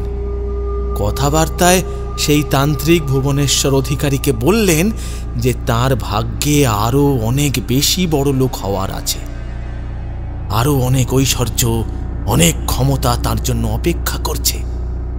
কিন্তু তার পারিবারিক সম্পর্ক, এই এত ভাই বোন, এত আত্মীয় স্বজন নিয়ে তার সম্পর্ক, এগুলোই নাকি তার পথ আটকে রেখেছে। এই সম্পর্কের বাঁধনগুলোই তার বৃহত্তর ক্ষমতা অর্জনে বাধা দিচ্ছে। তান্ত্রিক স্পষ্ট করে বলেছিলেন, তোমার মন বাঁধা আছে এই বন্ধনে, তাই জগৎ জয় করতে পারছো না। আমার প্রপিতামহ তখন পুরোপুরি অর্থের নেশায় অন্ধ। তিনি তো আরো ক্ষমতা আর ঐশ্বর্য লাভের জন্য পাগল। তাই তিনি সেই তান্ত্রিকের কাছে মিনতি করলেন, হে সাধক, তাহলে এই বন্ধন থেকে মুক্ত হওয়ার এবং আরো বেশি বড় লোক হওয়ার উপায় কি আমাকে বলে দিন। আর তারপর থেকেই আস্তে আস্তে সবকিছু বদলাতে শুরু করলো। সেই পদ্ধতি গ্রহণের পর আমার প্রপিতামহ অর্থাৎ সেই জমিদার ভুবনেশ্বর অধিকারী খুব দ্রুতই বদলে গেলেন। তার মেজাজ, তার ব্যবহার, তার চরিত্রের আবহ সবই পাল্টে গেল। যে গ্রামের লোকের সঙ্গে তিনি কখনো খারাপ ব্যবহার করতেন না, তাদের সঙ্গে তিনি খারাপ ব্যবহার করতে শুরু করলেন। তুচ্ছ কারণে চরম অত্যাচার করতে শুরু করলেন। সাধারণ মানুষের ওপর তার অন্যায়, অবিচার আর স্বেচ্ছাচারিতা চরমে উঠল। সবচেয়ে ভয়ানক হলো, তিনি গ্রামের গরিব মেয়েদের উপর শারীরিক নির্যাতন করতে শুরু করলেন। এই ধরনের ছোটখাটো কিন্তু ভয়ানক অশুভ ঘটনা জমিদার বাড়িতে রোজ ঘটতে লাগলো। পঞ্চানন বাবু চুপ করলেন। তার কপালে বিন্দু বিন্দু ঘাম জমতে শুরু করেছে। মানুষ তো সহ্য করে একটা সীমা পর্যন্ত। একসময় ধৈর্যের বাঁধ ভেঙে গেল। গ্রামের সাধারণ মানুষেরা বিদ্রোহ করল। তারা সংগঠিত হয়ে একদিন এই জমিদার বাড়িতে আক্রমণ করল। সেই মুহূর্তে ভুবনেশ্বর অধিকারী লোকজনের হাতে ধরা পড়ার ভয়ে সম্পত্তি ফেলে রেখেই রাতের অন্ধকারে গোপনে এই গ্রাম থেকে পালিয়ে গেল। কোথায় গিয়েছিল তার কেউ জানতে পারেনি। সেই লোক আর কোনোদিন ফিরেও আসেনি। তারপর থেকেই এই জমিদার বাড়িতে যেন এক অভিশাপ চেপে বসে আছে। ঠাকুরমশাই, আপনি বিশ্বাস করুন বা না করুন, তারপর থেকে এই জমিদার বাড়িতে কেউ কখনো খুশি থাকতে পারেনি বা সুখে বাঁচতে পারেনি। জন্ম হলেও অকাল মৃত্যু হয়েছে, সম্পদ এলেও তা দ্রুত নষ্ট হয়ে গিয়েছে। মানুষ মরে যাওয়া যেন এই এক স্বাভাবিক ঘটনা হয়ে উঠেছে এই বাড়িতে। রাতের বেলা তো বটেই, দিনের বেলাতেও গ্রামের মানুষেরা এই জমিদার বাড়ি এড়িয়ে চলা শুরু করে। এই বাড়ির আশেপাশে মরা পশু পাখি দেখতে পাওয়া যায় প্রায়শই। গাছে কাক বা বাদুর মরে ঝুলে থাকে। অনেক রকম অদ্ভুত ঘটনা ঘটে, যেমন রাতের বেলা অকারণে দরজায় ধাক্কার শব্দ, রান্নাঘরের বাসনপত্র পড়ে যাওয়ার শব্দ বা সিঁড়িতে পায়ের শব্দ। সেগুলো সব বলতে গেলেও আমার গায়ে কেমন কাঁটা দিয়ে ওঠে। আমরাও এই জমিদার বাড়ি ছেড়ে চলেই যেতাম, কিন্তু কি করব? এই বাড়ি আমাদের একমাত্র সম্পত্তি, পূর্বপুরুষের শেষ চিহ্ন। আমরা ভাবি যদি এই বাড়ি কোনোভাবে বিক্রি করে দিতে পারি তাহলে হয়তো আমরা অভিশাপ মুক্ত হতে পারবো। বাকি জীবনটা কোথাও ছোট একটা কুঁড়ে ঘরে ভালোভাবে কাটিয়ে দিতে পারবো। কিন্তু এই বাড়ির যা অবস্থা আর একে ঘিরে যেসব বদনাম, তাতে এই বাড়ি কেনার কোনো খদ্দেরই পাওয়া যাচ্ছে না।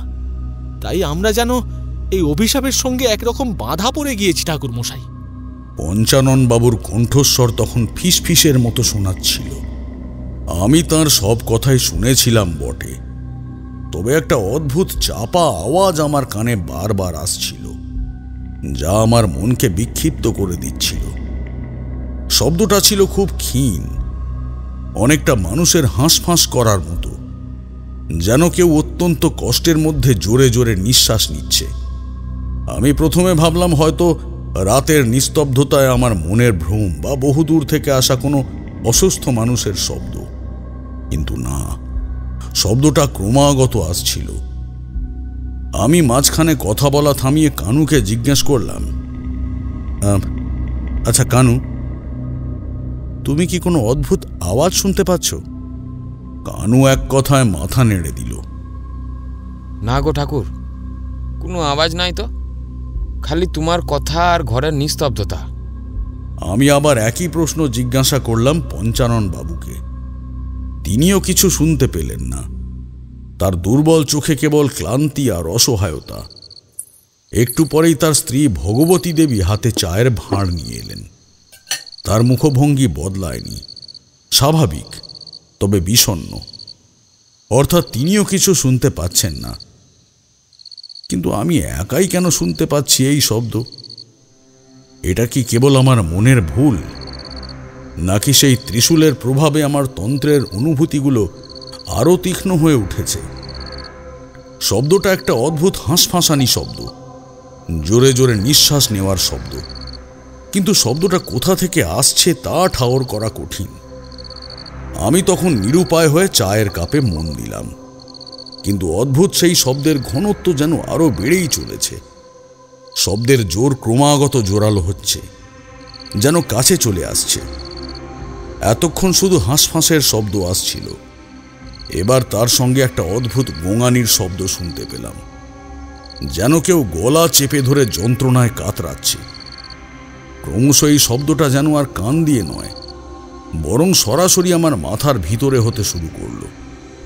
সেই গোঙানি আর হাঁসফাঁসানির তীব্রতা এতই বাড়ল যে মনে হলো আমার মাথার শিরাগুলো যন্ত্রণায় ফেটে যেতে লাগলো। আমার মনে হলো যেন হাজারটা অদৃশ্য হাত আমার মস্তিষ্কের ভেতরে চাপ সৃষ্টি করছে। এমন কষ্ট আমি আগে কখনো অনুভব করিনি। যন্ত্রণা অসহ্য হয়ে ওঠায় আমার হাত থেকে চায়ের কাপটা ধড়াম করে নিচে পড়ে ভেঙে গেল।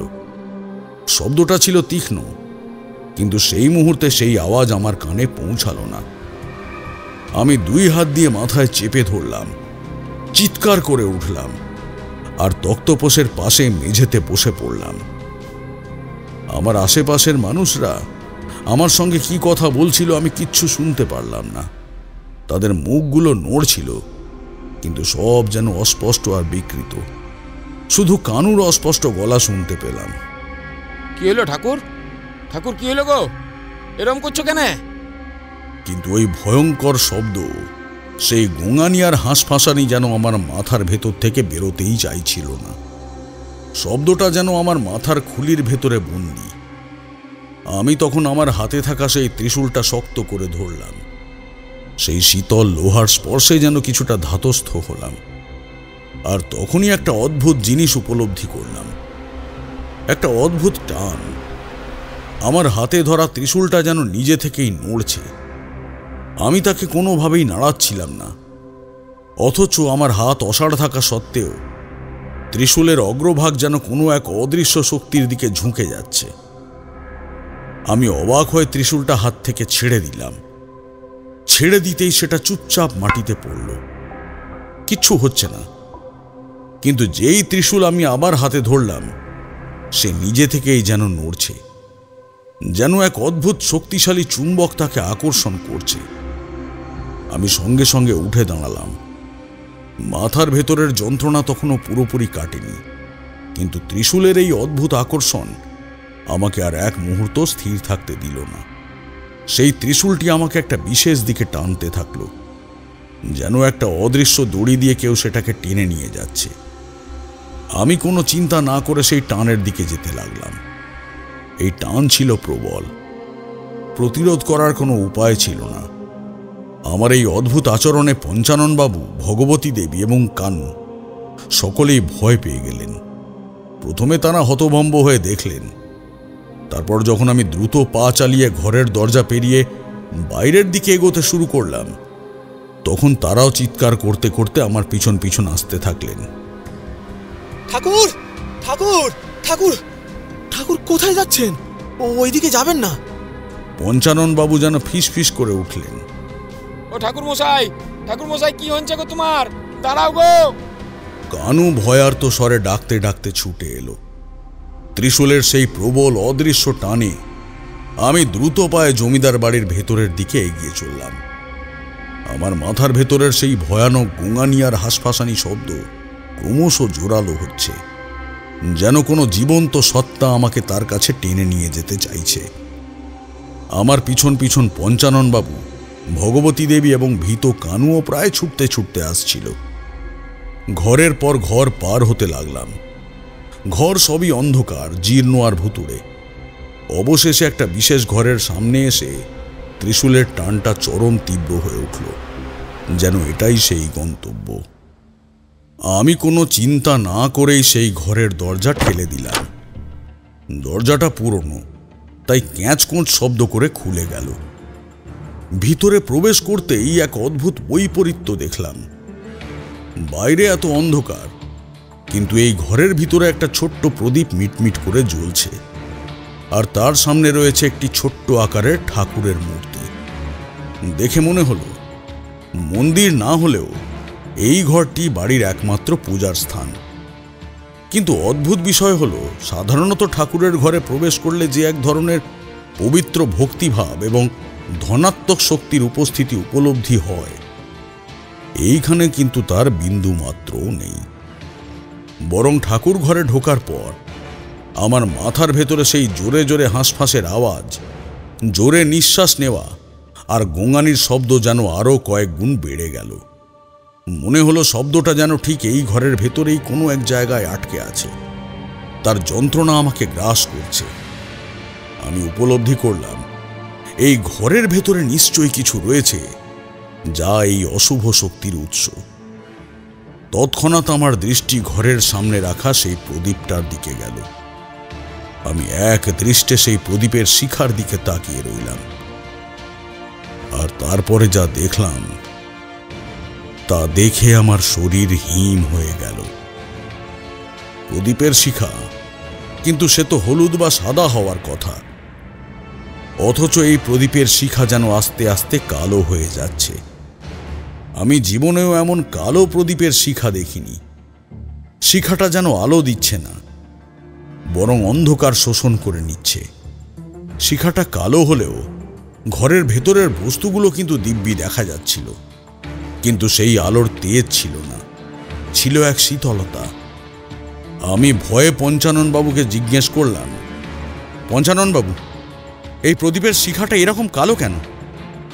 আপনার চোখে কি অন্যরকম লাগছে? পঞ্চাননবাবু আমার কথা শুনে হতভম্ব হয়ে প্রদীপের দিকে তাকিয়ে বললেন, কই না তো ঠাকুর, প্রদীপের শিখা কালো নয় তো, দিব্যি জ্বলছে। আপনি কিছু ভুল দেখছেন। ঠিক একইভাবে পিছন থেকে কানুও ফিসফিস করে বলল, হ্যাঁ গো ঠাকুর মশাই, শিখাটা তো সাদা হয়ে পড়ে জ্বলছে, কালো কই? তুমি কি কথা বলছিলে গো? তাহলে কি আমি শুধু কালো শিখা দেখতে পাচ্ছি? আমি বুঝতে পারছিলাম না আমার চোখের ভুল নাকি কোনো অশুভ শক্তি কেবল আমাকেই এই বিভ্রম দেখাচ্ছে। এই সংশয়, এই একাকিত্ব আমার মনকে আরো বিচলিত করে তুলল। মাথার অসহ্য যন্ত্রণা এবং এই অদ্ভুত উপলব্ধির চাপে আমি আর দাঁড়িয়ে থাকতে পারলাম না। হাঁটু গেড়ে মেঝেতে বসে পড়লাম। মেঝেতে বসার সময় আমার হাতের সেই ত্রিশূলের মুখটা মেঝেতে সামান্য জোরে লাগতেই খটখট করে উঠল। আমার বসা আর ত্রিশূলের মুখের সংঘর্ষে একটু আলগা হয়ে গেল ত্রিশূলের মুখটা। এইবার কোনো প্রকার চাপ দেওয়া ছাড়াই ত্রিশূলের ফলার গাঁটটি যেন নিজে থেকেই খুলে গেল। আমার ঘোর কাটেনি। আমি ত্রিশূলের মুখটা খুলে গেছে দেখে তাড়াতাড়ি সেটাকে আবার শক্ত করে লাগাতে যাব, তখনই আমার চোখে পড়ল ভেতরে থাকা সেই হলুদ কাগজটা। ত্রিশূলের মুখের গাঁট আলগা হতেই কাগজটা যেন সামান্য বাইরের দিকে বেরিয়ে এসেছিল। আর দেরি নয়, এই কাগজই হয়তো সমস্ত রহস্যের চাবিকাঠি। আমার মনে হলো কোনো এক দৈব শক্তি যেন এই মুহূর্তে এটা আমার হাতে তুলে দিতে চাইল। আমি কাগজটা বাইরে বার করলাম, তারপর ত্রিশূলের মুখটা সাবধানে শক্ত করে আবার লাগিয়ে দিলাম। কাগজটা হাতে নিলাম। অন্যদিন, অর্থাৎ আগেরবার যখন আমি এটা হাতে নিয়েছিলাম, তখন কেবল বিস্ময় ছাড়া আর কোনো অনুভূতি কাজ করেনি। কিন্তু আজকে কাগজটা হাতে নিতেই আমার ভেতরে একটা অদ্ভুত উপলব্ধি শুরু হলো। এক ধরনের তীব্র অস্বস্তি, যা শব্দ দিয়ে বোঝানো সম্ভব নয়। একটা অদ্ভুত গুমোট ভাব আমার সমস্ত সত্তাকে গ্রাস করল। যেন এক ধরনের শীতল স্রোত আমার শরীর ভেদ করে গেল। এই অনুভূতি এতই শক্তিশালী ছিল যে আমি বুঝতে পারছিলাম না কি করব। এক মুহূর্তের জন্য আমার মনে হলো কাগজটাকে আগুনে পুড়িয়ে ফেলি। এই হঠকারী সিদ্ধান্ত সাধারণত একজন ধৈর্যশীল সাধক হিসেবে আমার মাথায় আসে না, কিন্তু সেদিন কেন এসেছিল জানি না। হয়তো সেই অশুভ শক্তি আমাকে বিভ্রান্ত করতে চাইছিল, তবে ভেতরে ভেতরে আমার সুপ্ত জ্ঞানও কাজ করছিল। আমি ভাবলাম, এটা একটা রহস্যময় শক্তি, একে নষ্ট করার আগে এর অন্তর্নিহিত অর্থ জানা দরকার। তাই আমি দ্রুত কাগজটাকে হাতে নিয়ে সামনের প্রদীপের আগুনের কাছে ধরলাম। আর ঠিক তখনই আর একটা অদ্ভুত জিনিস শুরু হলো। প্রদীপের কালো শিখায় আলোর কাগজটার দিকে তাকাতেই দেখি কাগজে লেখা সেই অদ্ভুত সাংকেতিক ভাষা যার মানে আমি সেদিন বর্ধমানে বসে বুঝতে পারিনি, সেই লিপিগুলো যেন বদলে যেতে শুরু করলো। চোখের সামনেই এক লহমায় সেগুলো অন্য লিপিতে রূপান্তরিত হলো, যেন কোনো অদৃশ্য কালি দিয়ে কেউ মুছে দিয়ে নতুন করে লিখছে। আর এবার যে লেখাটা ফুটে উঠতে শুরু করলো কাগজে, সেই লেখাটা ছিল দেবনাগরী হরফের কাছাকাছি। যা আমি পড়তে পারছি সেই সাংঘাতিক ভাষা নয়, এক প্রকার পুরনো বাংলা হরফের কাছাকাছি এক লিপি, পূর্ব কোণের আদি শক্তি, অন্যভাবে অন্য রূপে, চরণ ছুঁলেই মিলবে মুক্তি, বন্ধ ঘরের অন্ধকূপে। আমার পিছনের পঞ্চাননবাবু বা কানুকে এসব কথা বলে লাভ নেই। এই মুহূর্তে আমাকে এর মানে উদ্ধার করতে হবে, আর আমাকে নিজেকেই এই ধাঁধার অর্থ খুঁজে বার করতে হবে। আমি মনকে শান্ত করে ভাবার চেষ্টা করলাম, এই ধাঁধাটি নিশ্চয়ই এই ঘরের সঙ্গে জড়িত। তা না হলে এই ত্রিশূল আমাকে এই ঘরের দিকে টেনে আনত না। ধাঁধার প্রথম অংশ, পূর্ব কোণের আদি শক্তি। আমি ভাবলাম এই ঘরের পূর্ব দিক কোনটা? আমি যেখানে বসে আছি আমার ডান দিকটা? তাহলে পূর্ব দিকের দেওয়ালের দিকে মনোযোগ দিলাম। আমার মাথা তখনও ভয়ানক যন্ত্রণায় ছিঁড় ধরছে, আর সেই সঙ্গে কানে বাজছে হাঁসফাঁসানি আর গোঙানির শব্দ। তবু আমি কোনো মতে উঠে পূর্ব দিকের দেওয়ালের দিকে তাকালাম। পূর্ব দিকের দেওয়ালে কি রয়েছে দেখার জন্য আলোতে চোখ রাখলাম। দেখলাম দেওয়ালে কয়েকটা পুরনো দিনের খোদাই করা মায়ের ছবি আঁকা রয়েছে। দেওয়ালে মোট গুণে দেখলাম 6খানা মায়ের মূর্তি খোদাই করা রয়েছে। আদিশক্তি মানেই তো মায়ের রূপ। আমি প্রত্যেকটি মূর্তি খুঁটিয়ে খুঁটিয়ে দেখতে শুরু করলাম। আমার চোখ অন্য কোথাও গেল না। ঠিক এই সময় কানু আর পঞ্চাননবাবু হতভম্বের মতো দেওয়ালের দিকে তাকিয়ে ফিস ফিস করে কিছু বলছিলেন, কিন্তু আমি তাদের কথায় কান দিলাম না। মূর্তিগুলো দেখতে দেখতেই আমার চোখ আটকে গেল দ্বিতীয় মূর্তিটার দিকে। দ্বিতীয় মূর্তিটা বাকি মূর্তিগুলোর থেকে আলাদা। বাকি 5টি মূর্তিতে মায়ের 4টি করে হাত রয়েছে, যা স্বাভাবিক, কিন্তু এই দ্বিতীয় মূর্তিতে 6টা হাত রয়েছে। দেবী দুর্গা বা কালী বা অন্যান্য মূর্তিতে 6টা হাত থাকাটা স্বাভাবিক ঘটনা নয়।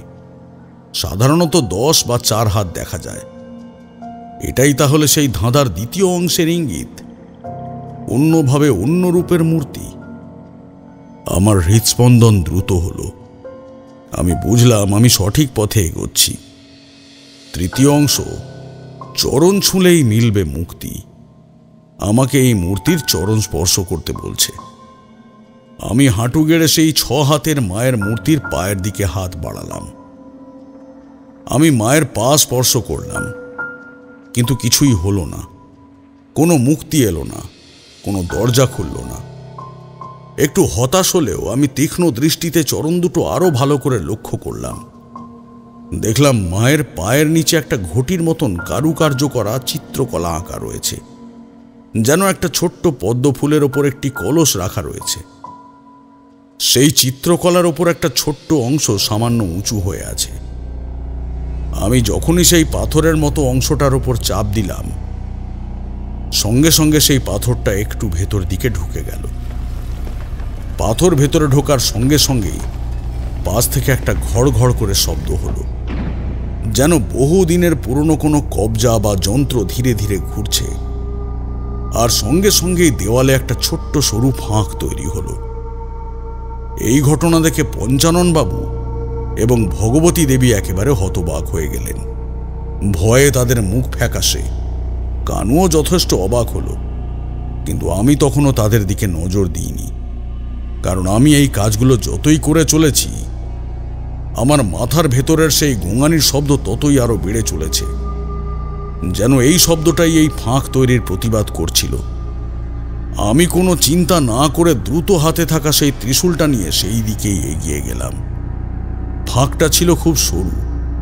ফাঁকটা দেখেই আমার কি মনে হলো জানি না, আমি যেন এক নিশ্চিত বিশ্বাসে বুঝতে পারলাম এই খাঁজের ভেতর আমার ত্রিশূলটাকে রাখতেই হবে। কারণ সেই ত্রিশূলটা যেন অদ্ভুতভাবে তীব্র আকর্ষণে এই খাঁজের দিকে ঝুঁকে যাচ্ছিল। আমি আর এক মুহূর্ত দেরি করলাম না, ত্রিশূলের ফলাটা সেই সরু খাঁজের ভেতরে সজোরে ঢুকিয়ে দিলাম। আর এইবার আরেকটা অলৌকিক ঘটনা ঘটল। ত্রিশূলটা খাঁজের ভেতর পুরোপুরি প্রবেশ করা মাত্রই আমার বাঁ হাতে থাকা সামনে রাখা সেই মা ভবানীর বড় পুজোর মূর্তি, অর্থাৎ যে মূর্তি দিয়ে এই বাড়িতে নিত্য পুজো করা হয়, সেই মূর্তির পিছন দিকের দেওয়ালটা নিজে নিজে সরে গেল। একটা দরজা বেরিয়ে এলো, গোপন কক্ষ উন্মোচিত।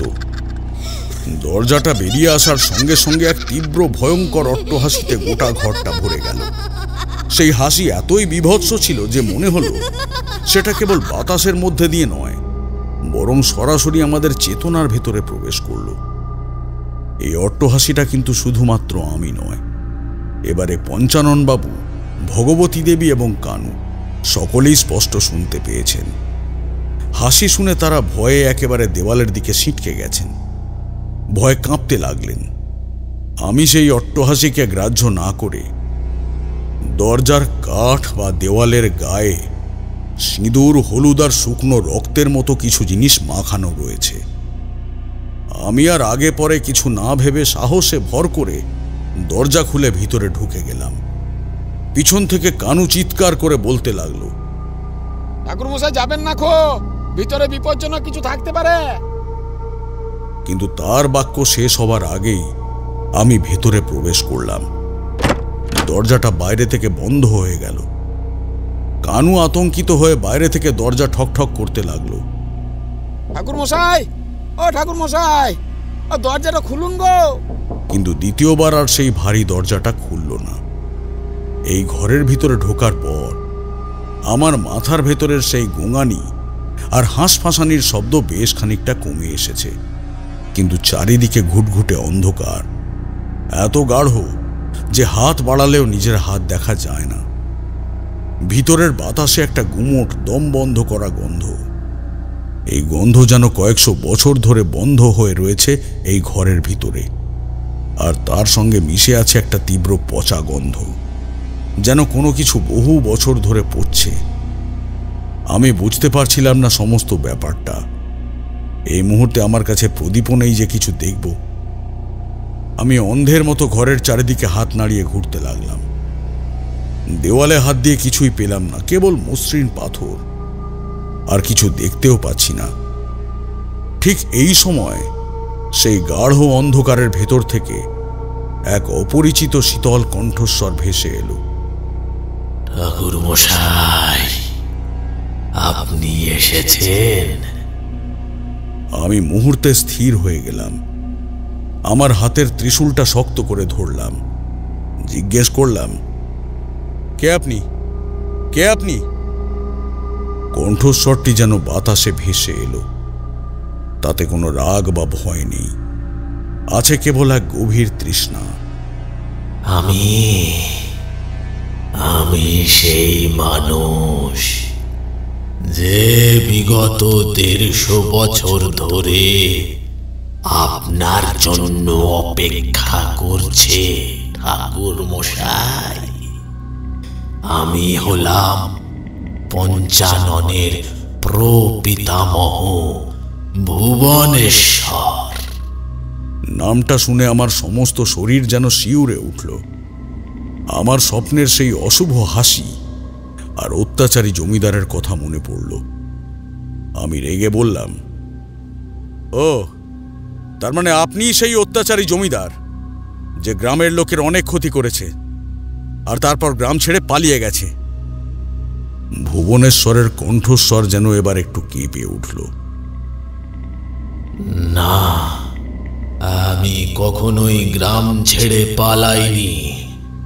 হ্যাঁ, আপনি ঠিকই বলেছেন, আমি সেই অত্যাচারী জমিদার। আবার কথাটা খানিকটা অংশে ভুলও বটে ঠাকুর। আমি বললাম, আপনি তাহলে বোঝান কি করে ঠিক আর কি করে ভুল। সত্যটা কি তা আমি জানতে চাই। এইবার সেই কণ্ঠস্বর যেন এক গভীর স্বস্তি পেল। এই কথা বলার জন্যই তো এত বছর আমি অপেক্ষা করেছি, সে বহু বছর আগের কথা। তখন আমার যৌবন কাল, অর্থ আর ক্ষমতা লাভের তীব্র লোভ আমাকে পেয়ে বসেছিল। আমি আরো আরো আরো বড় লোক হতে চেয়েছিলাম। সেই সময় এক তান্ত্রিক আসে আমার বাড়িতে। এই পুরো ঘটনা তো আপনি পঞ্চাননের মুখে শুনেছেন হয়তো, কিন্তু একটা ঘটনার মাত্র একটা দিক। এই ঘটনার আর একটা দিক রয়েছে। ওই তান্ত্রিকের কাছে আমি জানতে চেয়েছিলাম কি করে আমি আরো বড় লোক হতে পারি। সেই তান্ত্রিক আমাকে এক তন্ত্র সাধনার পদ্ধতি বলেছিলেন। তিনি বলেছিলেন সেই তন্ত্র সাধনার জন্য আমাকে 108টি ছাগ বলি দিয়ে তাদের রক্ত পান করতে হবে। আমি এক কথায় রাজি হয়ে যাই। সঠিক দিনে রাতের বেলা আমি সেই তন্ত্র সাধনা করতে বসি। সাধনার পদ্ধতি ছিল যথেষ্ট কঠিন এবং কষ্টদায়ক। সেই তন্ত্র সাধনা করাকালীন 108খানা ছাগলের বলি দিয়ে তাদের রক্ত আমাকে খানিকটা পান করতে হয়েছিল। তারপর আমি এক ঘোর আর অচৈতন্যতার মধ্যে ডুবে যাই। সাধনা চলাকালীন যখন চোখ খুলি তখন আমি অবাক হয়ে যাই। আমার গোটা মুখে তখন বড় বড় চুল আর দাড়ি গজিয়েছে, কিন্তু সেগুলো আমার নয়। সামনের দিকে ঝাপসা চোখে তাকিয়ে দেখতে পাই আমার সামনে হুবহু আমারই মতো একটা অবয়ব বসে রয়েছে।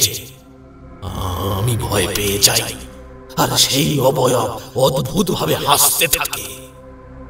আমি বুঝতে পারি সেই অবয়বের ভেতর তখন ভর করেছে ওই তান্ত্রিক। তান্ত্রিক আমাকে ঠকিয়েছে। তান্ত্রিক আমাকে অর্থ লোভ দেখিয়ে এমন একটা সাধনা করেছে যার মাধ্যমে তার আর আমার আত্মার দেহ বদল ঘটেছে।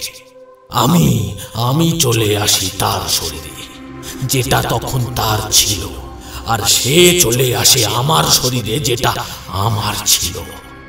তারপর আমার আর কিছু বোঝার আগেই তার লোকজন আমাকে ধরে নিয়ে আমারই বাড়ির ঠাকুর মন্দিরের ভেতরে এই চোরা কুঠুরিতে বন্দি করে দেয়।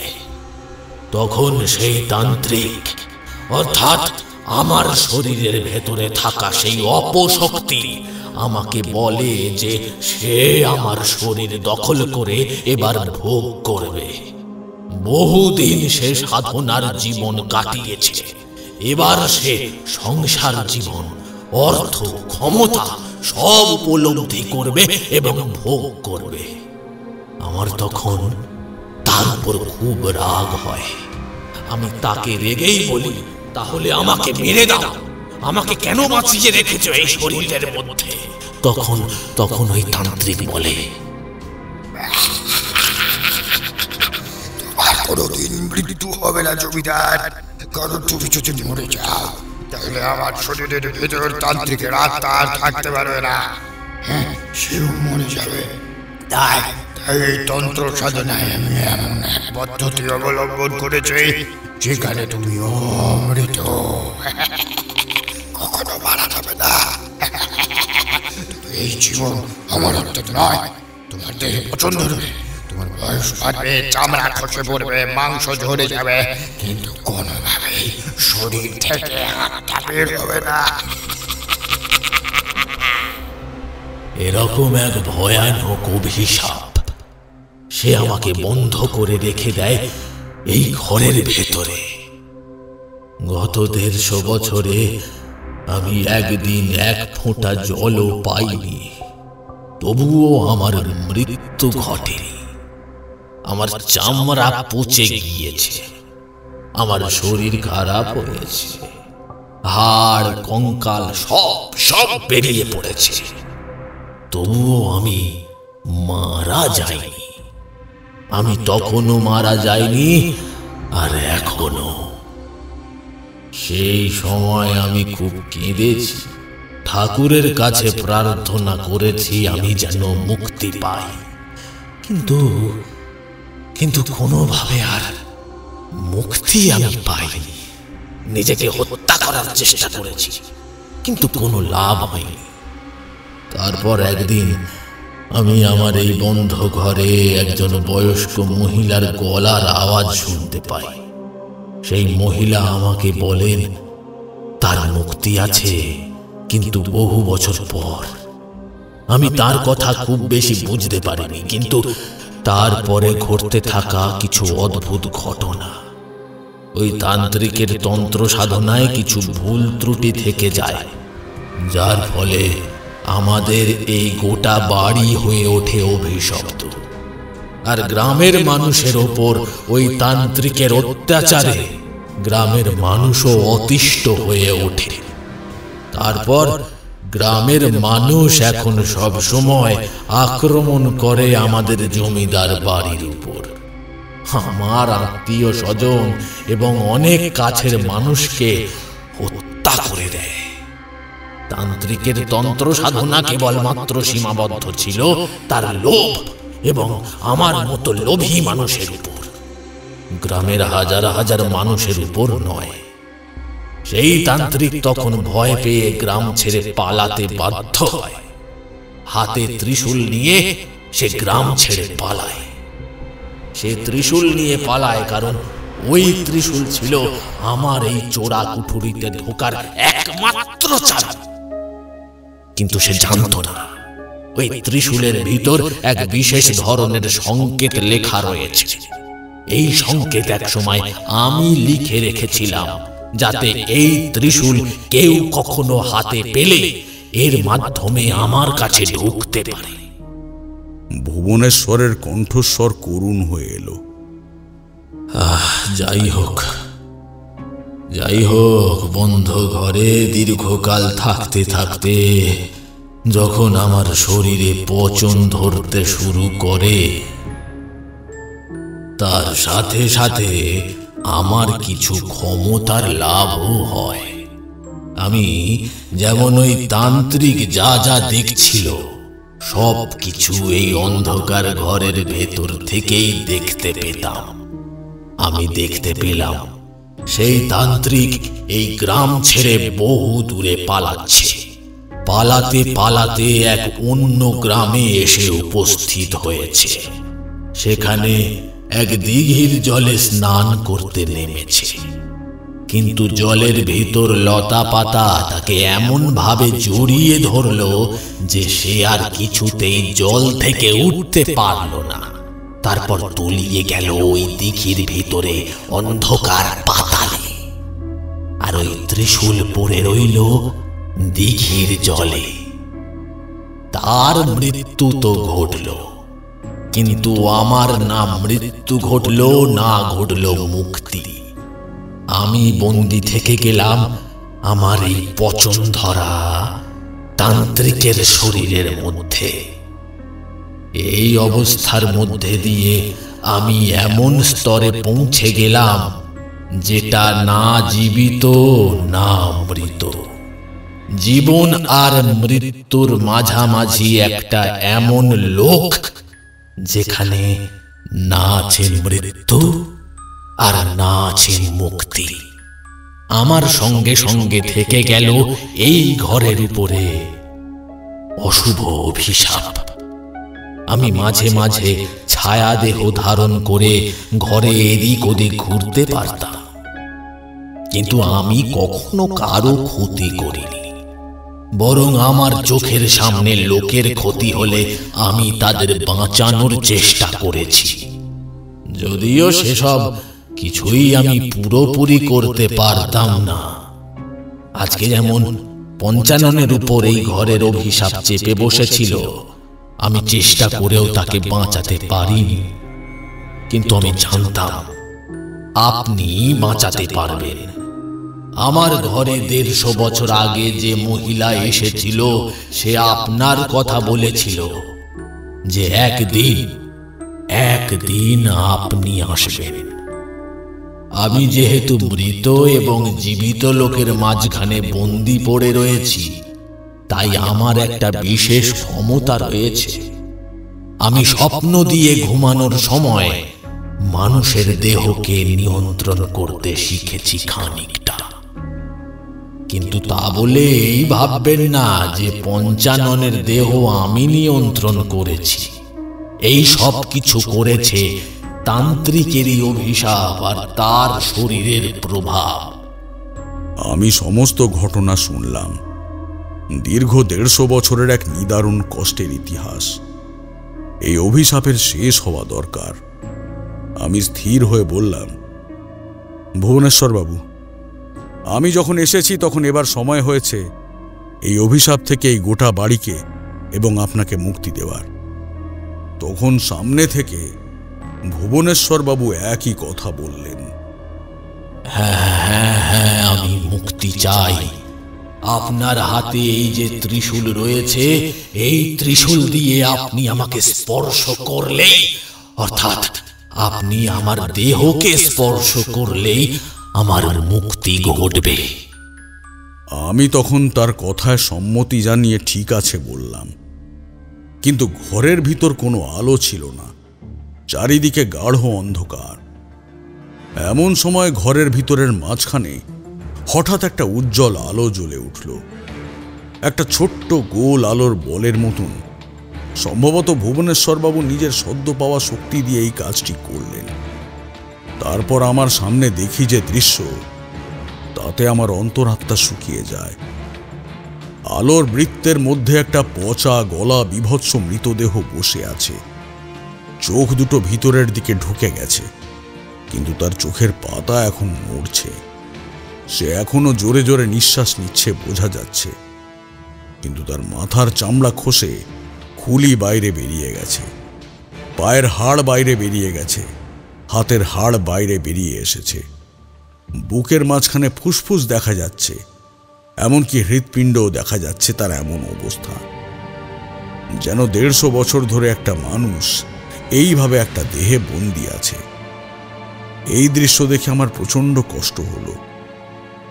এর হাঁসফাঁসানির শব্দ আর গোঙানির শব্দই আমি এতক্ষণ শুনতে পাচ্ছিলাম। আমি কোনো মতে নিজেকে সামলে নিলাম, হাতের সেই ত্রিশূলটা ধরলাম। এই ত্রিশূল দিয়েই মুক্তি দিতে হবে। আমি ত্রিশূলের ফলা দিয়ে তার মাথাটা স্পর্শ করতেই তার সমস্ত দেহ হঠাৎ করে বদলে যেতে শুরু করলো। প্রথমে শরীরটা ছায়ার মতন শক্ত হয়ে গেল, তারপর আস্তে আস্তে গুঁড়ো গুঁড়ো হয়ে হাওয়ায় মিলিয়ে গেল। মুক্তি, 150 বছরের বন্দিত্বের মুক্তি। সেই দেহ মিলিয়ে যাওয়ার সঙ্গে সঙ্গেই বাইরের সেই ভারী ঘরের দরজা খুলে গেল। ঘরের দরজা খোলার সাথে সাথে কানু আমার দিকে পাগলের মতো ঝাঁপিয়ে এলো। ও ঠাকুর মশাই, হ্যাঁ গো, তুমি ঠিক আছো তো? বাবারে, আমাদের তো ভয়ে একেবারে সব দরজাটা খুলছিল না কেন? আমি তো ভাবলাম যে কে জানে আবার তোমার কি হয়ে গেল। কানু হাঁপাতে হাঁপাতে আমাকে ধরে দেখছিল আমি অক্ষত আছি কিনা। আমি বললাম, হ্যাঁ কানু, আমি ঠিক আছি, সব ঠিক হয়ে গেছে। ইতিমধ্যে পঞ্চানন বাবু আর ভগবতী দেবীও ভয়ে ভয়ে আমার সামনে এলেন। আমি ঘর থেকে বাইরে বেরিয়ে এসে পঞ্চানন বাবুকে বললাম, পঞ্চানন বাবু, আপনার ঘর এবার অভিশাপ থেকে মুক্ত। যে অশুভ শক্তি এই অভিশাপ সৃষ্টি করেছিল তার আর অস্তিত্ব নেই। আপনি চাইলেই এই ঘরে শান্তিতে থাকতেও পারেন, আবার বিক্রিও করে দিতে পারেন, কোনো ভয় নেই। ঠাকুরমশাই এই পর্যন্ত বলে থামলেন। তার হুকোটা তখনও হাতে ধরা। বাইরের আকাশে তখনও মেঘ সরে গিয়ে এক ফালি চাঁদ উকি দিয়েছে। সেই মৃদু আলো এসে পড়েছে তাঁর শান্ত মুখমণ্ডলে। ঘরের ভিতরে এক গভীর নিস্তব্ধতা। আমি আর কিশোরী দুজনেই তখন বিভোর হয়েছিলাম। 150 বছরের এক অভিশাপের কাহিনী যা স্বপ্ন, বাস্তবতা এবং তান্ত্রিকতার এক জটিল বুনোট। পঞ্চানন অধিকারীর জমিদার বাড়ির ভয়ঙ্কর ইতিহাস আমাদের যেন সম্মোহিত করে রেখেছিল। কিশোরী একটা দীর্ঘশ্বাস ফেলে বলল, অবিশ্বাস্য। এই জন্যই তো আপনার গল্পগুলো এত টানে ঠাকুরমশাই। ভাগ্যিস আপনি ঠিক সময়ে পৌঁছেছিলেন। আমি তখনও দুটো প্রশ্ন নিয়ে তোলপাড় হচ্ছিলাম। আমি একটু ইতস্তত করে জিজ্ঞাসা করলাম, ঠাকুরমশাই, আমার দুটো কৌতূহল ছিল। প্রথমত, আপনি বললেন ভুবনেশ্বর বাবুকে 150 বছর আগে এক বৃদ্ধা মুক্তিলাভের কথা বলেছিলেন। সেই মহিলা কে ছিলেন? আর দ্বিতীয়ত, আপনি যে ত্রিশূলটা খুঁজে পাওয়ার পর থেকে অদ্ভুত স্বপ্নগুলো দেখছিলেন, সেই সব অশুভ স্বপ্ন কি ভুবনেশ্বর বাবুর জন্যই? ঠাকুরমশাই আমার প্রশ্ন দুটো মন দিয়ে শুনলেন। তাঁর চোখে সেই প্রাচীন অন্তর্ভেদী দৃষ্টি। দ্বিতীয় প্রশ্নটা শুনে তিনি একটু ভাবলেন। তাঁর কপালে সামান্য ভাঁজ পড়ল। তারপর মৃদু হেসে বললেন, হ্যাঁ বাবা, ঠিকই ধরেছ। আমারও তাই মনে হয়েছিল। ওই স্বপ্নগুলো আমি সম্ভবত ভুবনেশ্বর বাবুর জন্যেই দেখছিলাম। তিনি হুঁকোর নলটি নামিয়ে রেখে বললেন, ভুবনেশ্বর বাবু তার সেই অর্ধজীবিত অর্ধমৃত অবস্থা থেকে স্বপ্নের মাধ্যমে আমার সঙ্গে যোগাযোগ করার চেষ্টা করছিলেন, অথবা তার কাছে আনার চেষ্টা করছিলেন। কিন্তু তার সেই অবস্থা ছিল অত্যন্ত কষ্টের, আর স্বপ্নকে তিনি সেভাবে নিয়ন্ত্রণ করতে পারতেন না। তাই তিনি কখনোই আমার স্বপ্নে প্রকট হতে পারেননি। বরং তার মনের গভীরে জমা হওয়া সেই পচন, কষ্ট আর ক্রোধ, সেইটাই ভয়ানক রূপ নিয়ে আমাকে কিছু ভয়ানক স্বপ্ন দেখিয়েছিল, যেগুলো কোনো সাধারণ মানুষের পক্ষে দেখা সম্ভব নয়। তিনি যোগ করলেন, আর সেই রাতে আমি যে ঘুমের মধ্যে হাঁটছিলাম, কানু যার জন্য এত ভয় পেয়েছিল, সেটাও সম্ভবত ভুবনেশ্বর বাবুরই প্রভাবে হয়েছিল। তিনি চাইছিলেন আমি ত্রিশূলের সাহায্য নিয়ে তার কাছে পৌঁছাই। ঘুমের ঘোরে আমার শরীরকে ব্যবহার করে তিনি পথ দেখাতে চেয়েছেন। এরপর প্রথম প্রশ্নের উত্তর দিতে গিয়ে ঠাকুরমশাই একটু থামলেন। সেই হাসিটি ছিল যেন এক পুরনো স্নেহমাখা রহস্যে মোড়া। তিনি বললেন, আর ওই মহিলা যিনি 150 বছর আগে এই অভিশাপের শেষ হওয়ার বার্তা দিয়েছিলেন, ওই মহিলা আর কেউ নয়, আসলে মাতু পাগলি। নামটা শুনে আমরা দুজনেই যেন বিদ্যুৎ স্পৃষ্ট হলাম। কিশোরী প্রায় লাফিয়ে উঠে বলল, মাতু পাগলি? আপনি কি করে জানলেন ঠাকুরমশাই? তিনি কি নিজেই আপনাকে বলেছিলেন? আমিও কৌতূহলী হয়ে ঝুঁকে পড়লাম। হ্যাঁ ঠাকুরমশাই, সেই ঘটনা তো বলতেই হবে। ঠাকুরমশাই তখন হুঁকোটা আবার মুখে তুলে নিলেন। তাঁর চোখ দুটো হাসিতে চিকচিক করছে। তিনি এক দীর্ঘ টান দিয়ে ধোঁয়াটা ছাড়লেন। সেই ধোঁয়ার কুণ্ডলি মিলিয়ে যেতে যেতে তিনি বললেন, আহা, সে এক অন্য গল্প। সেই মাতু পাগলির সঙ্গে আমার দ্বিতীয় সাক্ষাতের ঘটনা। থাক, সেটা অন্য কোনো দিনের জন্যেই তোলা থাক। বসো, চলো এখন এবার একটু বরং বাইরের টাটকা বাতাস উপভোগ করি।